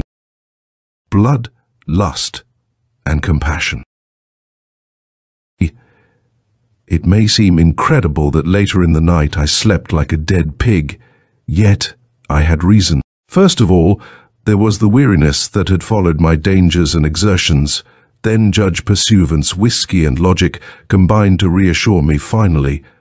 The leather couch in his study, its surface comfortably hollowed by much reclining thereon, was a sedative in itself. He gave me 2 quilts, very warm and very light, and left me alone. I did not stir until a rattle of breakfast dishes awakened me. William, the judge's servant, had carefully brushed my clothes. My shoes also showed free of mud, though they still felt damp and clammy. The judge himself furnished me with a clean shirt and socks, both items very loose upon me, and lent me his razor. "Some friends of yours called during the night," he told me dryly. "Friends?" "Yes, from the town, 5 of them with ropes and guns. They announced very definitely that they intended to decorate the flagpole in the public square with your corpse. There was also some informal talk about drinking your blood. We may have vampires as well as werewolves hereabouts." I almost cut my lip with the razor. "How did you get rid of them?" I asked quickly. "They must have followed my tracks. Lucky there was more snow after we got in," he replied, "and they came here only as a routine checkup. They must have visited every house within miles." "Oh, turning them away was easy. I feigned wild enthusiasm for the manhunt and asked if I couldn't come along." He smiled reminiscently, his mustache stirring like a rather genial blonde snake. "Then what?" I prompted him, dabbing on more lather. "Why, they were delighted. I took a rifle and spent a few hours on the trail. You weren't to be found at all, so we returned to town. Excitement reigns there, you can believe." "What kind of excitement?" "Blood, lust, and compassion. Since Constable Obriant is wounded, his younger brother, a strong advocate of your immediate capture and execution, is serving as a volunteer guardian of the peace. He's acting on an old appointment by his brother as deputy to serve without pay. He told the council, a badly scared group, that he has sent for help to the county seat. But I am sure he did nothing of the kind. Meanwhile, the Croft is surrounded by scouts who hope to catch you sneaking out of it, and the women of the town are looking after Susan Gerd and your friend, the Herr Doctor." I had finished shaving. "How is Dr. Zoberg?" I inquired through the towel, still pretty badly shaken up. "I tried to get in and see him, but it was impossible. I understand he went out for a while, early in the evening, but almost collapsed. Just now he is completely surrounded by cooing old ladies with soup and herb tea. Miss Gerd was feeling much better and talked to me for a while. I'm not really on warm terms with the town. You know, people think it's indecent for me to live out here alone and not give them a chance to gossip about me. So I was pleasantly surprised to get a kind word from Miss Susan. She told me very softly for fear someone might overhear, that she hopes you aren't caught. She is sure that you did not kill her father. We went into his dining room, where William offered pancakes, fried bacon, and the strongest black coffee I ever tasted. In the midst of it all, I put down my fork and faced the judge. Suddenly, he grinned above his cup. "Well, Mr. Wills?" Stung by the splendor of a sudden thought, "All you need is a sensitive hand clasped to your inspired brow." "You said," I reminded him, "that Susan Gerd is sure that I didn't kill her father." "So I did. She told you that herself. She also seemed calm, self-contained instead of in mourning for—" "Oh, come." He paused to shift a full half-dozen cakes to his plate and skillfully drenched them with syrup. "That's rather ungrateful of you, Mr. Wills, suspecting her of parricide." "Did I say that?" I protested, feeling my ears turning bright red. "You would have, if I hadn't broken your sentence in the middle," he accused, and put a generous portion of pancake into his mouth. As he chewed, he twinkled at me through his pince-nez, and I felt unaccountably foolish. "If Susan Gerd had truly killed her father," he resumed after swallowing, "she would be more adroitly theatrical. She would weep, swear vengeance on his murderer, and be glad to hear that someone else had been accused of the crime. She would even invent details to help incriminate that someone else. Perhaps she doesn't know that she killed him," I offered. "Perhaps not. You mean that a new mind as well as a new body may invest the werewolf at the time of change?" I jerked my head in agreement. "Then Susan Gerd, as she is normally, must be innocent. Come, Mr. Wills. Would you blame poor old Dr. Jekyll for the crimes of his alter ego, Mr. Hyde? I wouldn't want to live in the same house with Dr. Jekyll." Judge Pursuivant burst into a roar of laughter, at which William, bringing fresh supplies from the kitchen, almost dropped his tray. "So romance enters the field of psychic research." The judge crowed at me. I stiffened, outraged. "Judge Pursuivant, I certainly did not. I know you didn't say it, but again, I anticipated you. So it's not the thought of her possible unconscious crime, but the chance of comfortable companionship that perplexes you." He stopped laughing suddenly. "I'm sorry, Wills. Forgive me. I shouldn't laugh at this, or indeed at any aspect of the whole very serious business. I could hardly take real offense at the man who had rescued and sheltered me, and I said so. We finished breakfast, and he sought his overcoat and wide hat. "I'm off for town again," he announced. "There are 1 or 2 points to be settled there, for your safety and my satisfaction. Do you mind being left alone? There's an interesting lot of books in my study. You might like to look at a copy of Dom Calmet's Dissertations if you read French, also a rather slovenly wicked Bible, signed by Pierre de Lancre. J.W. Wickwa, the Witchcraft Authority, thinks that such a thing does not exist, but I know of 2 others. Or, if you feel that you're having enough of demonology in real life, you will find a whole row of light novels, including most of P.G. Wodehouse." He held out his hand in farewell. "William will get you anything you want. There's tobacco and a choice of pipes on my desk. Whiskey too, though you don't look like the sort that drinks before noon." With that, he was gone, and I watched him from the window. He moved sturdily across the bright snow to a shed, slid open its door and entered. Soon there emerged a sedan, old but well kept, with the judge at the wheel. He drove away down a snow-filled road toward town. I did not know what to envy most in him, his learning, his assurance, or his good nature. The assurance, I decided once. Then it occurred to me that he was in nothing like the awkward position I held. He was only a sympathetic ally, but why was he that, even? I tried to analyze his motives and could not. Sinking down in his study, I saw on the desk the Montague Summers book on werewolves. It lay open at page 111, and my eyes lighted at once upon a passage underscored in ink, apparently some time ago, for the mark was beginning to rust a trifle.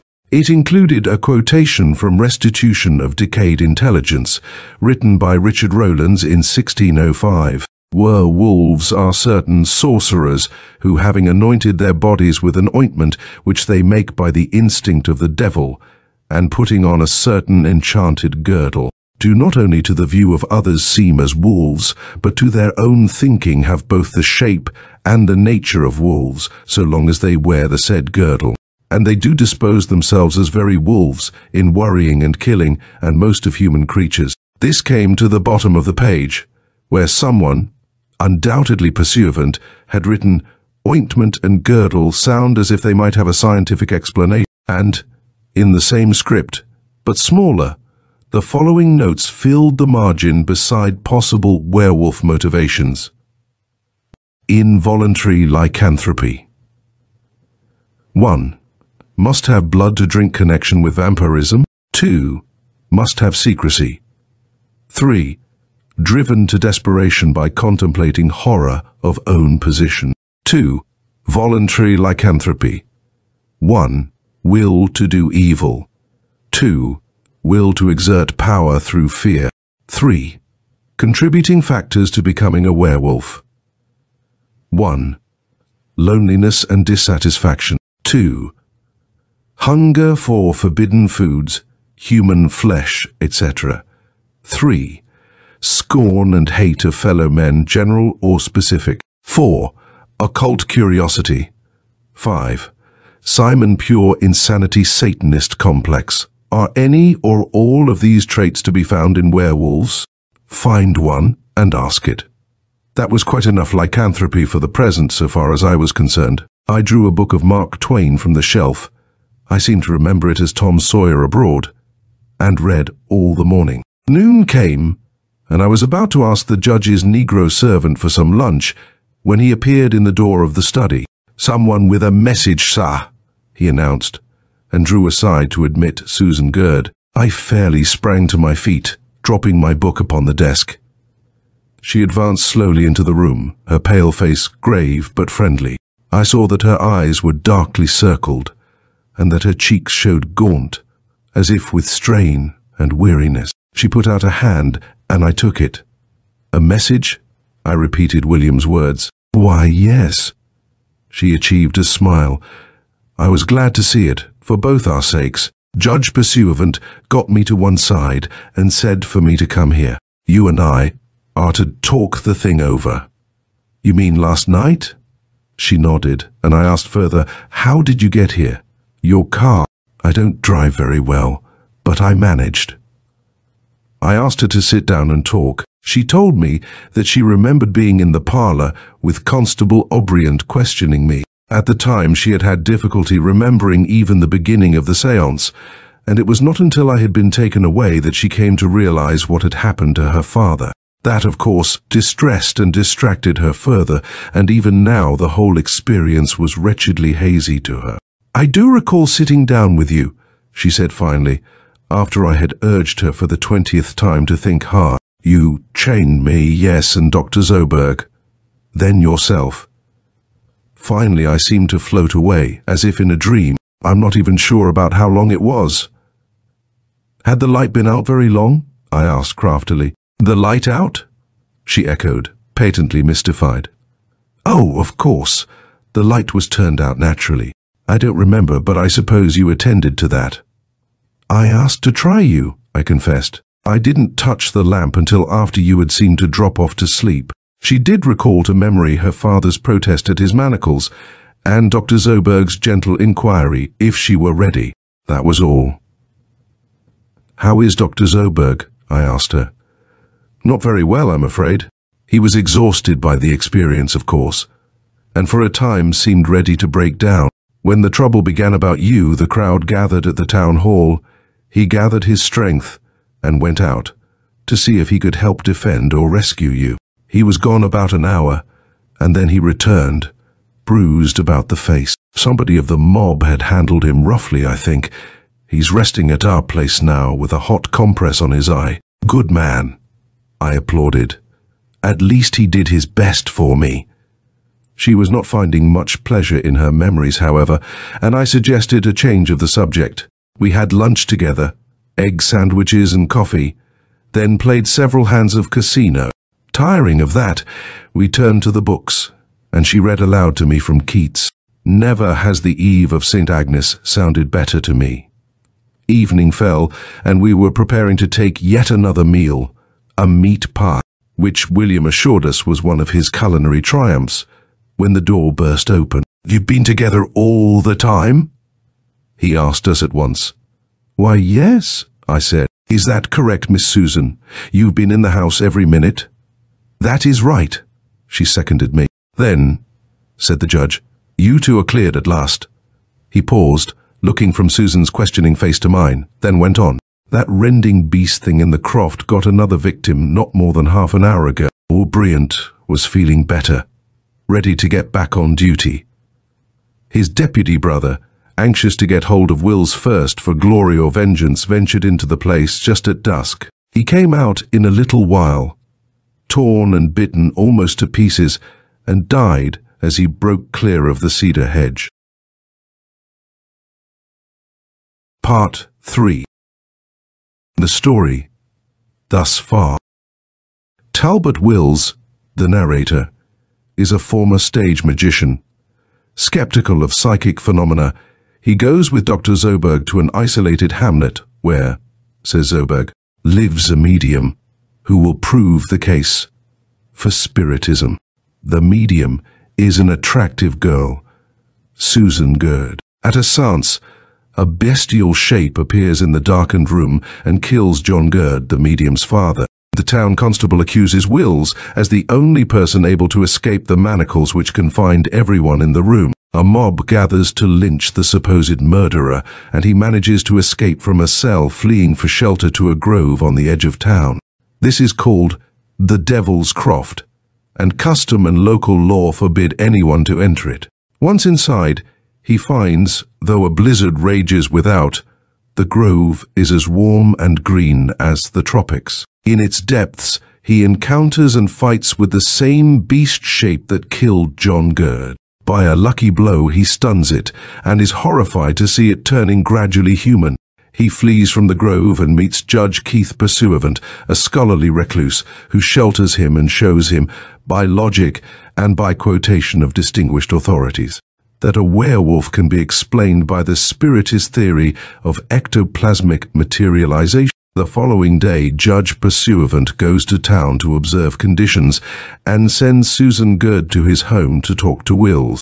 The two are beginning to be drawn to each other, though in Will's mind lingers the possibility that Susan Gurd may have a complex personality that sometimes materializes the beast thing. Returning from town, the judge tells them that the mysterious monster, apparently still in the Forbidden Grove, has claimed another victim.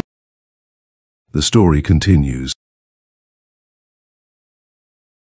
Chapter 11. To meet that monster face to face. I think that both Susan and I fairly reeled before this news, like actors registering surprise in an old-fashioned melodrama.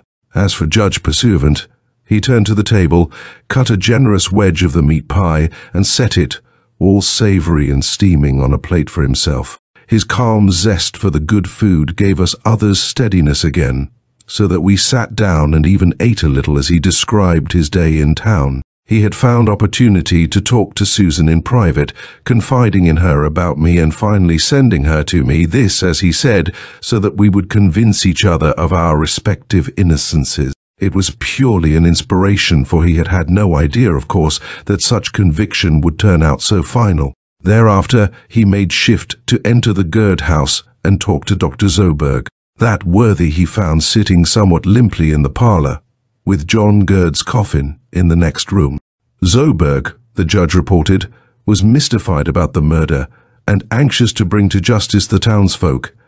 There were more than one, it seemed, who had beaten him. Most of all, however, he was concerned about the charges against me. His greatest anxiety is to prove you innocent, Judge Pursuivant informed me.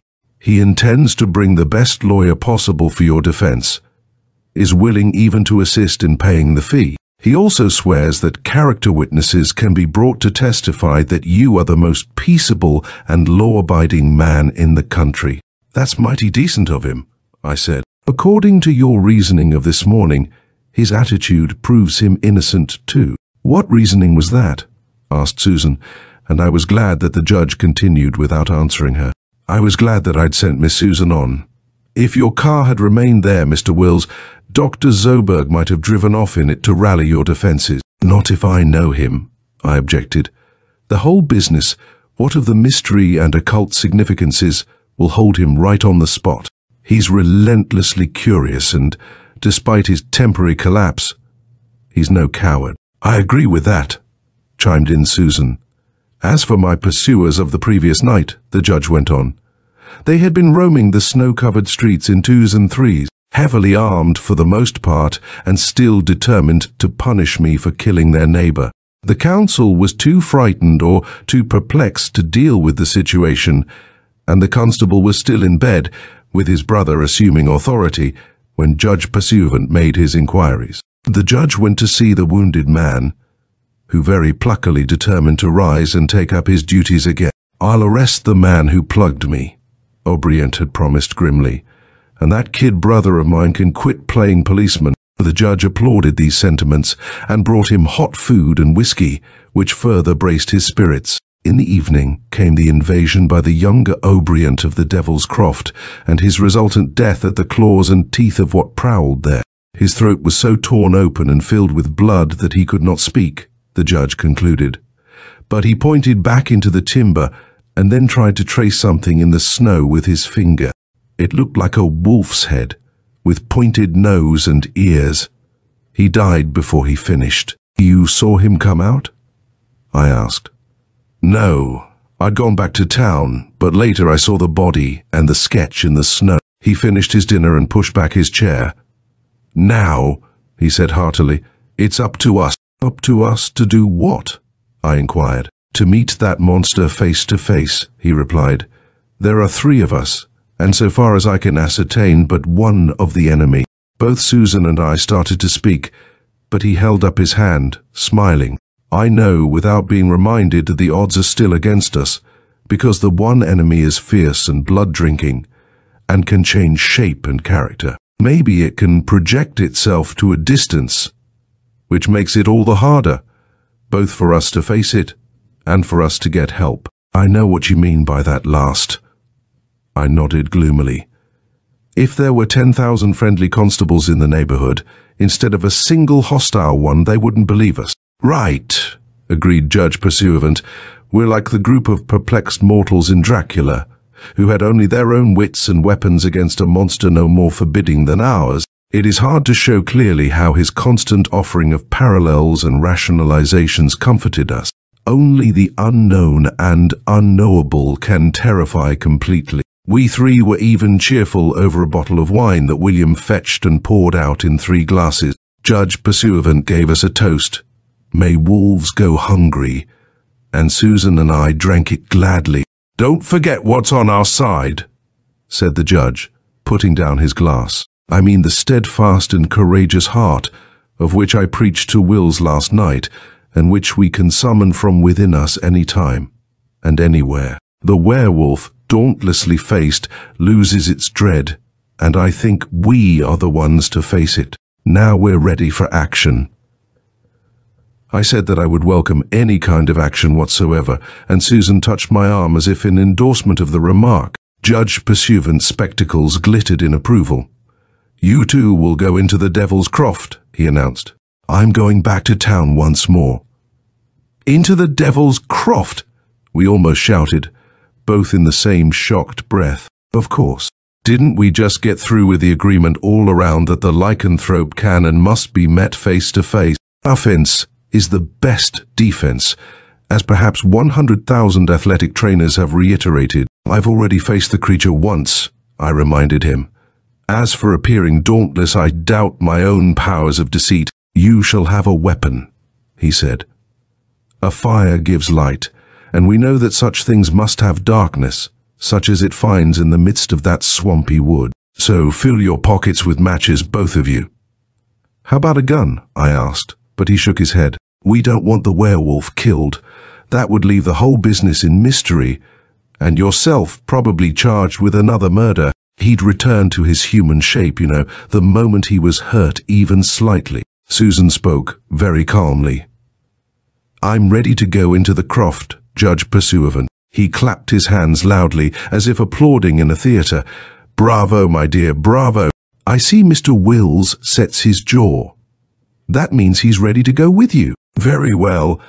Let us be off," he called to William, who at his orders brought 3 lanterns, sturdy old-fashioned affairs, protected by strong wire nettings, and filled them with oil.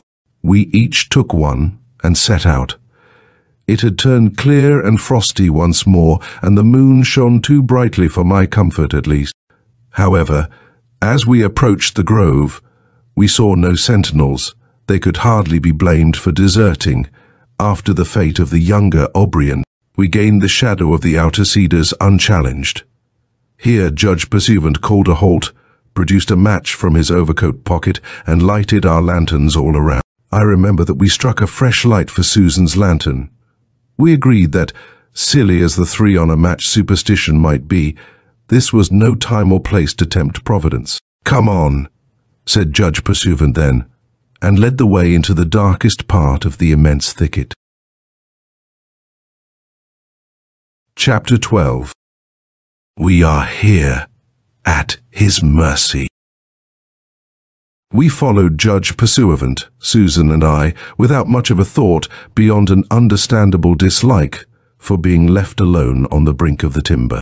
It was a slight struggle to get through the close-set cedar hedge, especially for Susan, but beyond it we soon caught up with the judge. He strode heavily and confidently among the trees, his lantern held high to shed light upon broad, polished leaves and thick, wet stems. The moist warmth of the grove's interior made itself felt again, and the judge explained again, and at greater length, the hot springs that made possible this surprising condition. All the while, he kept going. He seemed to know his way in that forbidden fastness. Indeed, he must have explored it many times to go straight to his destination. That destination was a clearing, in some degree like the one where I had met and fought with my hairy pursuer on the night before. This place had, however, a great tree in its center, with branches that shot out in all directions to hide away the sky completely. By straining the ears one could catch a faint murmur of water, my scalding stream, no doubt. Around us were the thick-set trunks of the forest, filled in between with brush and vines, and underfoot grew velvety moss. "This will be our headquarters position," said the judge. "Wills, help me gather wood for a fire. Break dead branches from the standing trees, never mind picking up wood from the ground, it will be too damp." Together we collected a considerable heap, and crumpling a bit of paper in its midst, he kindled it. "Now then," he went on, "I'm heading for town. You two will stay here and keep each other company." He took our lanterns, blew them out, and ran his left arm through the loops of their handles. "I'm sure that nothing will attack yon in the light of the fire. You're bound to attract whatever skulks hereabouts, however. When I come back, we ought to be prepared to go into the final act of our little melodrama." He touched my hand, bowed to Susan, and went tramping away into the timber. The thick leafage blotted his lantern light from our view before his back had been turned 20 seconds. Susan and I gazed at each other and smiled rather uneasily. "It's warm," she breathed, and took off her cloak. Dropping it upon one of the humped roots of the great central tree, she sat down on it with her back to the trunk. "What kind of a tree is this?" I gazed up at the gnarled stem, or as much of it as I could see in the firelight. Finally, I shook my head. "I don't know. I'm no expert," I admitted. "At least it's very big, and undoubtedly very old, the sort of tree that used to mark a place of sacrifice." At the word sacrifice, Susan lifted her shoulders as if in distaste. "You're right, Talbot. It would be something grim and druid-like." She began to recite, half to herself. "That tree in whose dark shadow the ghastly priest doth reign, the priest who slew the slayer, and shall himself be slain." "Macaulay," I said at once. Then, to get her mind off of morbid things, "I had to recite the lays of ancient Rome in school when I was a boy." I wish you hadn't mentioned it. You mean because it's an evil omen? She shook her head and contrived a smile that lighted up her pale face. It's not that, if you analyze it. Shall himself be slain? It sounds as if the enemy's fate is sealed. I nodded, then spun around sharply, for I fancied I heard a dull crashing at the edge of the clearing. Then I went here and there, gathering wood enough to keep our fire burning for some time. One branch, a thick, straight one, I chose from the heap and leaned against the big tree, within easy reach of my hand. That's for a club, I told Susan, and she half shrunk, half stiffened at the implication. We fell to talking about Judge Pursuivant, the charm and the enigma that invested him. Both of us felt gratitude that he had immediately clarified our own innocence in the grisly slayings, but to both came a sudden inspiration, distasteful and disquieting. I spoke first. Susan, why did the judge bring us here? He said to help face and defeat the monster. But, who is that monster? I demanded. What human being puts on a semi-bestial appearance to rend and kill? You don't mean the judge. As I say, it had been in both our minds. We were silent and felt shame and embarrassment. Look here, I went on earnestly after a moment. Perhaps we're being ungrateful, but we mustn't be unprepared. Think, Susan, nobody knows where Judge Pursuivant was at the time of your father's death, at the time I saw the thing in these woods. I broke off, remembering how I had met the judge for the first time, so shortly after my desperate struggle with the pointy-eared demon. Nobody knows where he was when the constable's brother was attacked and mortally wounded. She gazed about fearfully. Nobody, she added breathlessly, knows where he is now. I was remembering a conversation with him. He had spoken of books, mentioning a supposedly non-existent volume. What was it? The Wicked Bible. And what was it I had once heard about that work? It came back to me now, out of the subconscious brain chamber where, apparently, one stores everything he hears or reads in idleness, and from which such items creep on occasion. It had been in Lewis Spence's Encyclopedia of Occultism, now on the shelf in my New York apartment. The Wicked Bible, scripture for witches and wizards, from which magic mongers of the Dark Ages drew their inspiration and their knowledge, and Judge Pursuivant had admitted to having one. What had he learned from it? How had he been so glib about the science, yes, and the psychology, of being a werewolf? If what we suspect is true, I said to Susan, we are here at his mercy. Nobody is going to come in here, not if horses dragged them. At his leisure he will fall upon us and tear us to pieces. But, even as I spoke, I despised myself for my weak fears in her presence. I picked up my club and was comforted by its weight and thickness. I met that devil once, I said, studying cheer and confidence into my voice this time. I don't think it relished the meeting any too much. Next time won't be any more profitable for it. She smiled at me, as if in comradely encouragement. Then we both started and fell silent. There had risen, somewhere among the thickets, a long, low whining. I put out a foot, stealthily, as though fearful of being caught in motion. A quick kick flung more wood on the fire. I blinked in the light and felt the heat. Standing there, as a primitive man might have stood in his flame-guarded camp to face the horrors of the ancient world, I tried to judge by ear the direction of that whine. It died, and I heard, perhaps in my imagination, a stealthy padding. Then the whining began again from a new quarter and nearer. I made myself step toward it. My shadow, leaping grotesquely among the tree trunks, almost frightened me out of my wits. The whine had changed into a crooning wail, such as that with which dogs salute the full moon. It seemed to plead, to promise, and it was coming closer to the clearing. Once before I had challenged and taunted the thing with scornful words. Now I could not make my lips form a single syllable. Probably it was just as well, for I thought and watched them all. Something black and cautious was moving among the branches, just beyond the shrubbery that screened it from our firelight. I knew, without need of a dear view, what that black something was. I lifted my club to the ready. The sound it made had become in some fashion articulate, though not human in any quality. There were no words to it, but it spoke to the heart. The note of plea and promise had become one of command, and not directed to me. I found my own voice. "Get out of here, you devil!" I roared at it and threw my club, even as I let go of it. I wished I had not. The bushes foiled my aim, and the missile crashed among them and dropped to the mossy ground. The creature fell craftily silent. Then I felt sudden panic and regret at being left weaponless, and I retreated toward the fire. "Susan," I said huskily, "give me another stick. Hurry." She did not move or stir, and I rummaged frantically among the heaped dry branches for myself. Catching up the first piece of wood that would serve, I turned to her with worried curiosity.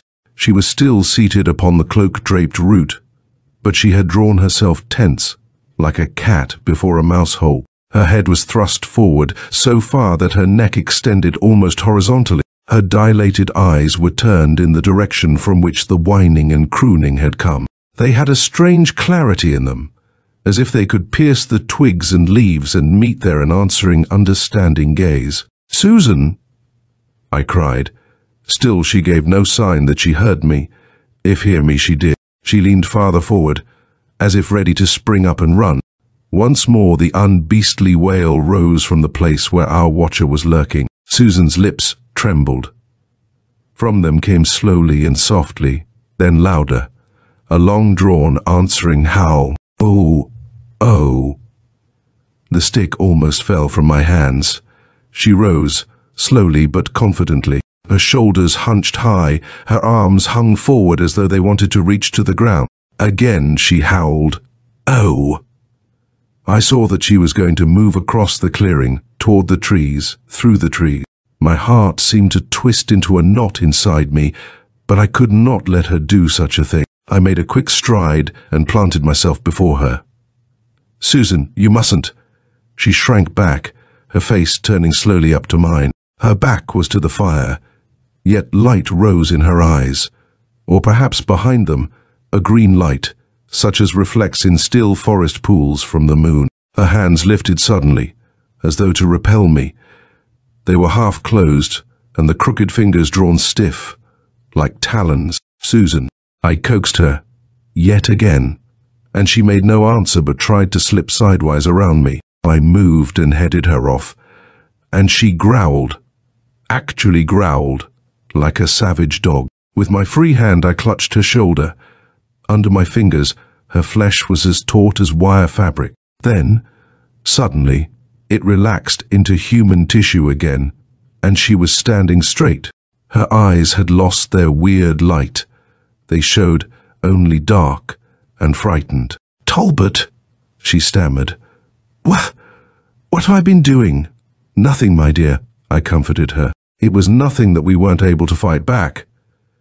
From the woods behind me came a throttling yelp, as of some hungry thing robbed of prey within its very grasp. Susan swayed, seemed about to drop, and I caught her quickly in my arms. Holding her thus, I turned my head and laughed over my shoulder. "Another score against you," I jeered at my enemy. "You didn't get her. Not with all your filthy enchantments." Susan was beginning to cry, and I half led, half carried her back to the fireside. At my gesture she sat on her cloak again, as tractable as a child who repents of rebellion and tries to be obedient. There were no more sounds from the timber. I could feel an emptiness there, as if the monster had slunk away, baffled. Chapter 13. Light's our best weapon. Neither of us said anything for a while after that.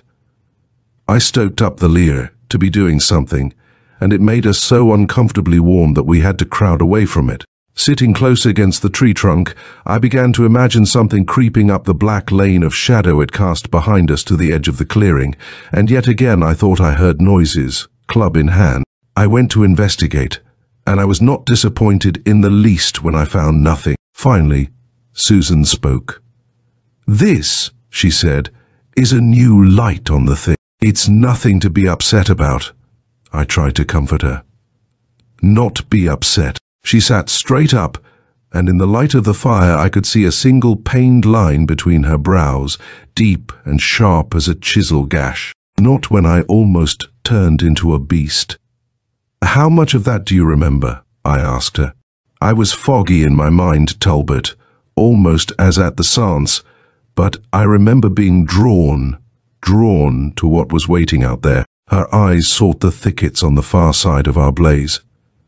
And it didn't seem horrible, but pleasant and welcome, and, well, as if it were my kind. You, and she glanced quickly at me, then ashamedly away. You were suddenly strange and to be avoided. Is that all? It spoke to me, she went on in husky horror, and I spoke to it. I forbore to remind her that the only sound she had uttered was a wordless howl. Perhaps she did not know that. I hope not. We said no more for another awkward time. Finally, she mumbled, I'm not the kind of woman who cries easily, but I'd like to now. Go ahead, I said at once. And she did, and I let her. Whether I took her into my arms or whether she came into them of her own accord, I do not remember exactly, but it was against my shoulder that she finished her weeping, and when she had finished, she did feel better. That somehow washed the fog and the fear out of me, she confessed, almost brightly. It must have been a full hour later that rustlings rose yet again in the timber. So frequently had my imagination tricked me that I did not so much as glance up. Then Susan gave a little startled cry, and I sprang to my feet. Beyond the fire, a tall grey shape had become visible, with a pale glare of light around it. Don't be alarmed, called a voice I knew. It is I, Otto Zoberg. Doctor! I cried, and hurried to meet him. For the first time in my life, I felt that he was a friend. Our differences of opinion, once making companionship strained, had so dwindled to nothing in comparison to the danger I faced, and his avowed trust in me as innocent of murder. How are you? I said, wringing his hand. They say you were hurt by the mob. Ugh, it was nothing serious, he reassured me. Only this. He touched with his forefinger an eye, and I could see that it was bruised and swollen half shut. A citizen with too ready a fist and too slow a mind has that to answer for. I'm partly responsible, I said. You were trying to help me, I understand, when it happened. More noise behind him, and two more shapes pushed into the clearing. I recognized Judge Pursuivant, nodding to me with his eyes bright under his wide hat brim. The other man, angular, falcon-faced, one arm in a sling, I had also seen before. It was Constable O'Brien. I spoke to him, but he gazed past me, apparently not hearing. Dr. Zoberg saw my perplexed frown, and he turned back toward the constable. Snapping long fingers in front of the great hooked nose, he whistled shrilly. O'Brien started, grunted, then glared around as though he had been suddenly and rudely awakened. What's up? He growled menacingly, and his sound hand moved swiftly to a holster at his side. Then his eyes found me, and with an oath, he drew his revolver. Easy, Constable, easy does it, soothed Judge Pursuivant, his own great hand clutching O'Brien's wrist. You've forgotten that I showed how Mr. Wills must be innocent. I've forgotten what we're here for at all, snapped O'Brien, gazing around the clearing. Hey, have I been drunk or something? I said that I'd never... I'll explain, offered Zoberg. The judge met me in town, and we came together to see you, remember? You said you would like to avenge your brother's death, and came with us. Then, when you balked at the very edge of this devil's croft, I took the liberty of hypnotizing you. Huh? How did you do that? Growled the officer. With a look, a word, a motion of the hand, said Zoberg, his eyes twinkling. Then you ceased all objections and came in with us. Pursuivant clapped O'Brien on the unbounded shoulder. Sit down, he invited, motioning toward the roots of the tree.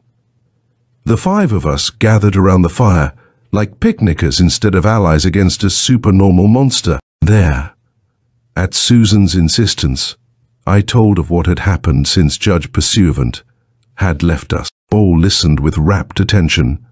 the constable grunting occasionally, the judge clicking his tongue, and Dr. Zoberg in absolute silence. It was Zoberg who made the first comment after I had finished.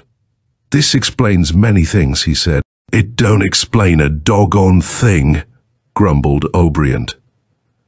Zoberg smiled at him, then turned to Judge Pursuivant. "Your ectoplasmic theory of lycanthropy, such as you have explained it to me, is most interesting and, I think, valid. May I advance it a trifle?" "In what way?" asked the judge.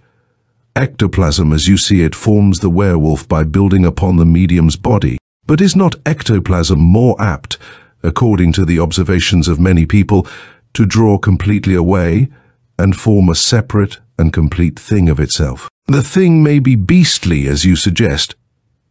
Algernon Blackwood, the English writer of psychic stories, almost hits upon it in one of his John Silence tales. He described an astral personality taking form and threatening harm while its physical body slept. "I know the story you mean," agreed Judge Pursuivant. "The Camp of the Dog, I think it's called." "Very well then. Perhaps, while Miss Susan's body lay in a trance, securely handcuffed between Wills and myself—" "Oh!" wailed Susan. "Then it was I, after all." "It couldn't have been you," I told her at once. "But it was. And, while I was at the judge's home with you, part of me met the constable's brother in this wood." She stared wildly around her. "It might as well have been part of me," I argued, and O'Brien glared at me as if in sudden support of that likelihood. But Susan shook her head. "No, for which of us responded to the call of that thing out there?" For the 100th time she gazed fearfully through the fire at the bushes behind which the commanding whine had risen. "I have within me," she said dully, "a nature that will break out, look and art like a beast demon, will kill even my beloved father." "Please," interjected Judge Pursuivant earnestly, "you must not take responsibility upon yourself for what happened. If the ectoplasm engendered by you made up the form of the killer, the spirit may have come from without." "How could it?" she asked wretchedly. "How could Martha Barreau exude ectoplasm that formed a bearded masculine body?" Pursuivant looked across to Zoberg. "Doctor, you surely know the famous bien beau seance, and how the materialized entity spoke Arabic when the medium, a Frenchwoman, knew little or nothing of that language?" Zoberg sat with bearded chin on lean hand. His joined brows bristled the more as he corrugated his forehead in thought. "We are each 1,000 personalities," he said, sententiously, if not comfortingly. "How can we rule them all, or rule even one of them?" O'Brien said sourly that all this talk was too high-flown for him to understand or to enjoy. He dared hope, however, that the case could never be tied up to Miss Susan Gurd, whom he had known and liked since her babyhood. "It can never do that," Zoberg said definitely. "No court or jury would convict her on the evidence we are offering against her." I ventured an opinion. "While you are attempting to show that Susan is a werewolf, you are forgetting that something else was prowling around our fire, just out of sight." "Ah, just out of sight," echoed Zoberg. "That means you aren't sure what it was, or even that there was anything," added Susan so suddenly and strongly that I, at least, jumped. "There was something, all right," I insisted. "I heard it." "You thought you heard a sound behind the tree," Susan reminded me. "You looked, and there was nothing." Everyone gazed at me, rather like staid adults at a naughty child. I said, ungraciously, that my imagination was no better than theirs, and that I was no easier to frighten. Judge Pursuivant suggested that we make a search of the surrounding woods for possible clues. "A good idea," approved Constable O'Brien. "The ground's damp. We might find some sort of footprints." "Then you stay here with Miss Susan," the judge said to him. "We others will circle around." The gaunt constable shook his head. "Not much, mister. I'm in on whatever searching is done. I've got something to settle with whatever killed my kid brother." "But there are only 3 lanterns," pointed out Judge Pursuivant. "We have to carry them. Light's our best weapon." Zoberg then spoke up, rather diffidently, to say that he would be glad to stay with Susan. This was agreed upon, and the other three of us prepared for the search. I took the lantern from Zoberg's hand, nodded to the others, and walked away among the trees. Chapter 14. I am, a wolf. Deliberately, I had turned my face toward the section beyond the fire, for, as I have said repeatedly, it was there that I had heard tiny movements and cries of the being that had so strongly moved and bewitched Susan. My heart whispered rather loudly that I must look for myself at its traces or lack of them, or forever view myself with scorn. Almost at once I found tracks, the booted tracks of my three allies. Shaking my lantern to make it flare higher, I went deeper among the clumps, my eyes quartering the damp earth. After a few moments I found what I had come to look for. The marks were round and rather vague as to toe positions, yet not so clear-cut as to be made by hooves. Rather, they suggested a malformed stump or a palm with no fingers, and they were deep enough to denote considerable weight. The tracks of my own shoes, next to them, were rather shallower. I bent for a close look, then straightened up, looked everywhere at once, and held my torch above my head to shed light all around, for I had suddenly felt eyes upon me. I caught just a glimpse as of 2 points of light, fading away into some leafage, and in the direction of the clearing, and toward them I made my way. But there was nothing there, and the only tracks underfoot were of shod human beings, myself or one of the others. I returned to my outward search, following the round tracks. They were plainly of only 2 feet. There were no double impressions, like those of a quadruped, but I must have stalked along them for 10 minutes when I realized that I had no way of telling whether they went forward or backward. I might be going away from my enemy instead of toward it. A close examination did me little good, and I further pondered that the creature would lurk near the clearing, not go so straight away. Thus, arguing within myself, I doubled back. Coming again close to the starting point, I thought of a quick visit to the clearing and a comforting word or two with Susan and Zoberg. Surely I was almost there, but why did not the fire gleam through the tree? Were they out of wood? Perplexed, I quickened my pace. A gnarled tree grew in my path, its low branches heavily bearded with vines. Beyond this rose only the faintest of glows. I paused to push aside some strands and peer. The fire had almost died, and by its light I but half saw 2 figures, one tall and one slender, standing together well to one side. They faced each other, and the taller, a seeming statue of wet-looking grey, held its companion by a shoulder. The other grey hand was stroking the smaller one's head, pouring greyness thereon. I saw only this much, without stopping to judge or to wonder. Then I yelled and sprang into the clearing. At my outcry, the 2 fell apart and faced me. The smallest was Susan, who took a step in my direction and gave a little smothered whimper, as though she was trying to speak through a blanket. I ran to her side, and with a rough sweep of my sleeve, I cleared from her face and hid a mass of slimy, shiny jelly. I challenged the other shape. "What have you been trying to do to her?" For only a breathing space it stood still, as featureless and clumsy as a half-formed figure of grey mud. Then darkness sprang out upon it, and hair. Eyes blazed at me, green and fearsome. A sharp muzzle opened to emit a snarl. "Now I know you," I hurled at it. "I'm going to kill you." And I charged. Claws ripped at my head, missed and tore the cloth of my coat. One of my arms shot around a lean, hairy middle with powerful muscles straining under its skin, and I drove my other fist for where I judged the pit of the stomach to be. Grappled, we fell and rolled over. The beast smell I remembered was all about us, and I knew that jaws were shoving once again at my throat. I jammed my forearm between them, so far into the hinge of them that they could not close nor crush. My other hand clutched the skin of the throat, a great loose fistful, drew it taut and began to twist with all my strength. I heard a half-broken yelp of strangled pain, felt a slackening of the body that struggled against me, knew that it was trying to get away, but I managed to roll on top, straddling the tiling. You're not so good on defense, I panted, and brought my other hand to the throat, for I had no other idea save to kill. Paws grasped and tore at my wrists. There was shouting at my back, in Susan's voice, and several others. Hands caught me by the shoulders and tried to pull me up and away.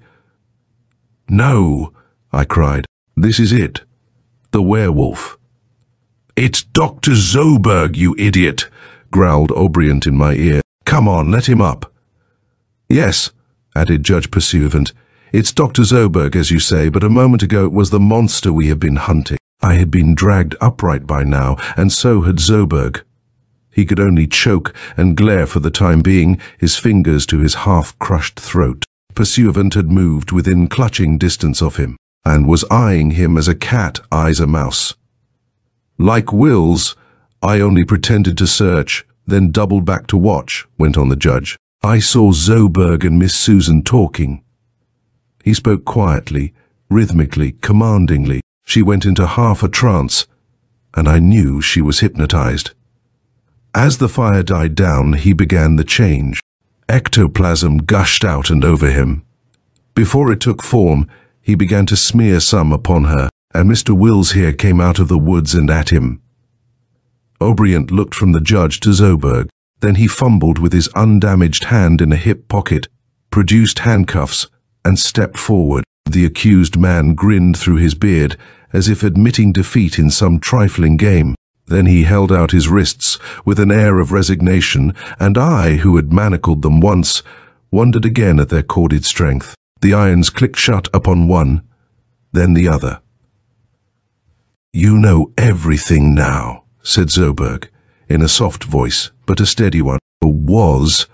I am a wolf who hoped to mate with an angel. His bright eyes rested upon Susan, who shrank back. Judge Pursuivant took a step toward the prisoner. There is no need for you to insult her, he said. Zoberg grinned at him, with every long tooth agleam. Do you want to hear my confession, or don't you? Sure we want to hear it, grunted O'Brien. Leave him alone, Judge, and let him talk. He glanced at me. Got any paper, Mr. Wills? Somebody better take this down in writing. I produced a wad of notepaper and a stub pencil. Placing it upon my knee with the lantern for light, I scribbled, almost word for word, the tale that Dr. Zoberg told. Chapter 15. And that is the end. Perhaps I was born what I am, he began. At least, even as a lad, I knew that there was a lust and a power for evil within me. Night called to me, where it frightens most children. I would slip out of my father's house and run for miles, under the trees or across fields, with the moon for company. This was in Germany, of course, before the war. During the war, began Judge Pursuivant. During the war, when most men were fighting, I was in prison. Again Zoberg grinned, briefly and without cheer. I had found it easy and inspiring to kill persons, with a sense of added strength following. But they caught me and put me in what they called an asylum. I was supposed to be crazy. They confined me closely, but I, reading books in the library, grew to know what the change was that came upon me at certain intervals. I turned my attention to it and became able to control the change, bringing it on or holding it off at will. He looked at Susan again. But I'm ahead of my story. Once when I was at school, I met a girl, an American student of science and philosophy. She laughed at my wooing, but talked to me about spirits and psychical phenomena. That, my dear Susan, was your mother. When the end of the war brought so many new things, it also brought a different viewpoint toward many inmates of asylums. Some Viennese doctors, and later Sigmund Freud himself, found my case interesting. Of course, they did not arrive at the real truth, or they would not have procured my release. After that, I supplied, writing swiftly, you became an expert psychical investigator and journeyed to America. Yes, to find the girl who had once laughed and studied with me. After some years I came to this town simply to trace the legend of this devil's Croft. And here, I found she had lived and died, and left behind a daughter that was her image. Judge Pursuivant cleared his throat. I suspect that you're leaving out part of your adventures, Doctor. Zoberg actually laughed. Yeah, I thought to spare you a few shocks, but if you will have them, you may. I visited Russia, and in 1922, a medical commission of the Soviet Union investigated several score mysterious cases of peasants killed and eaten. He licked his lips, like a cat who thinks of meat. In Paris, I founded and conducted a rather interesting night school for the study of diabolism in its relationship to science. And in 1936, certain summer vacationists on Long Island were almost frightened out of their wits by a lurking thing that seemed half beast, half man. He chuckled. Your literary digest made much of it. The lurking thing was, of course, myself. We stared. Say, why do you do these things? The constable blurted. Zoberg turned to him, head quizzically aslant. Why do you uphold your local laws? Or why does Judge Pursuivant study ancient philosophies? Or why do Wills and Susan turn soft eyes upon each other? Because the heart of each so insists. Susan was clutching my arm. Her fingers bit into my flesh as Zoberg's eyes sought her again. I found the daughter of someone I once loved, he went on, with real gentleness in his voice. Wills, at least, can see in her what I saw. A new inspiration came to me, a wish and a plan to have a comrade in my secret exploits. A beast thing like yourself? Prompted the judge. Zoberg nodded. A looper to my loopers. But this girl, Susan Gerd, had not inherited the psychic possibilities of her mother. What? I shouted. You yourself said that she was the greatest medium of all time. I did say so, but it was a lie. Why, in heaven's name, it was my hope, he broke in quietly, to make of her a medium or a lycanthrope. Call the phenomenon which you will. Are you interested in my proposed method? He gazed mockingly around, and his eyes rested finally upon me. Make full notes, Wills. This will be interesting, if not stupefying, to the psychic research committees.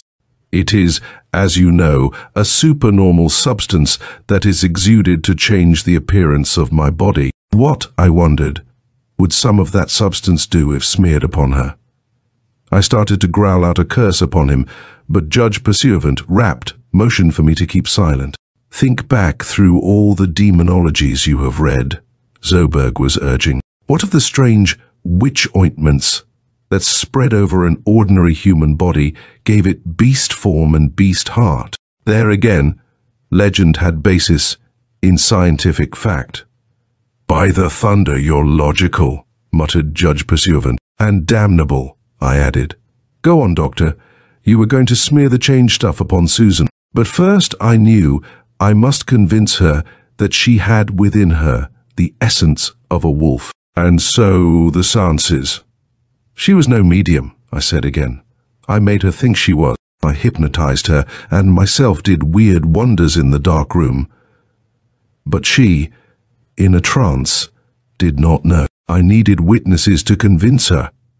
So you invited Mr. Wills, supplied Judge Pursuivant. Yes, and her father. They had been prepared to accept her as medium and me as observer. Seeing a beast form, they would tell her afterward that it was Zoberg, I said between set teeth. You're convicted out of your own mouth of rottenness that convinces me of the existence of the devil after whom this grove was named. I wish to heaven that I'd killed you when we were fighting. Ah, Wills, he chuckled. You'd have missed this most entertaining autobiographical lecture. He's right, grumbled O'Brien. And, let him go on, the judge pleaded with me. Once sure of this power within her, Zoberg said deeply, she would be prepared in heart and soul to change at touch of the ointment, the ectoplasm. Then, to me, she must turn as a fellow creature. Together, throughout the world, adventuring in a way unbelievable. His voice died, and we let it. He stood in the firelight, head thrown back, manacled hands folded. He might have been a martyr instead of a fiend for whom a death at the stake would be too easy. I can tell what spoiled the seance, I told him after a moment. Gerd, sitting opposite, saw that it was you, not Susan, who had changed. You had to kill him to keep him from telling there and then. Yes, agreed Zoberg. After that, you were arrested, and, later, threatened. I was in an awkward position. Susan must believe herself, not you, guilty. That is why I have championed you throughout. I went then to look for you. And attacked me, I added. The beast self was ascendant. I cannot always control it completely. He sighed. When Susan disappeared, I went to look for her on the second evening. When I came into this wood, the change took place, half automatically. Associations, I suppose. Constable, your brother happened upon me in an evil hour. Yep, said O'Brien gruffly. And that is the end, Zoberg said. The end of the story, and I suppose the end of me. You bet it is, the constable assured him. You came with the judge to finish your rotten work, but we're finishing it for you. One moment, interjected Judge Pursuivant, and his firelit face betrayed a perplexed frown. The story fails to explain one important thing. Does it, sir? Prompted Zoberg, inclining toward him with a show of negligent grace. If you were able to free yourself and kill Mr. Gerd— By heaven, that's right, I broke in. You were chained, Zoberg, to Susan and to your chair. I'd go bail for the strength and tightness of those handcuffs. He grinned at each of us in turn and held out his hands with their manacles. Is it not obvious? He inquired. We looked at him, a trifle blankly, I suppose, for he chuckled once again. Another employment of the ectoplasm, that useful substance of change, he said gently. At will, my arms and legs assume thickness and hold the rings of the confining irons wide. Then, when I wish, they grow slender again, and, he gave his hands a sudden flirt, and the bracelets fell from them on the instant. He pivoted and ran like a deer. Shoot! Cried the judge, and O'Brien whipped the big gun from his holster. Zoberg was almost within a vine-laced clump of bushes when O'Brien fired. I heard a shrill scream and saw Zoberg falter and drop to his hands and knees. We were all starting forward. I paused a moment to put Susan behind me, and in that moment, O'Brien and Pursuivant sprang ahead and came up on either side of Zoberg. He was still alive, for he writhed up to a kneeling position and made a frantic clutch at the judge's coat. O'Brien, so close that he barely raised his hand and arm, fired a second time. Zoberg spun around somehow on his knees, stiffened and screamed.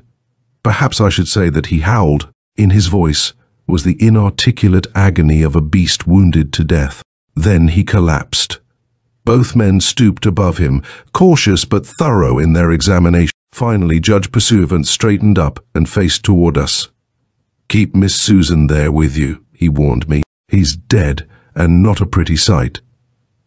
Slowly they came bayed to us. Pursuivant was thoughtful, while O'Brien, Zoberg's killer, seemed cheerful for the first time since I had met him. He even smiled at me, as Punch would smile after striking a particularly telling blow with his cudgel. Rubbing his pistol caressingly with his palm, he stowed it carefully away. I'm glad that's over, he admitted.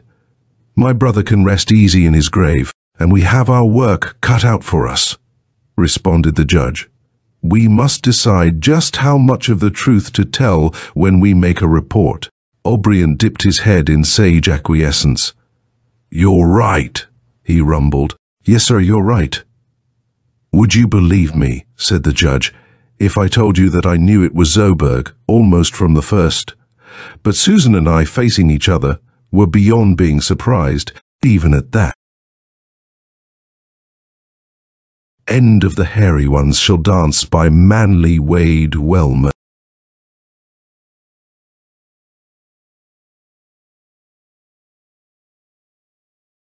This is the end of the story. Tell us what you think in the comments section. Please subscribe and ring the notification bell so you'll be the first to know when we release new content.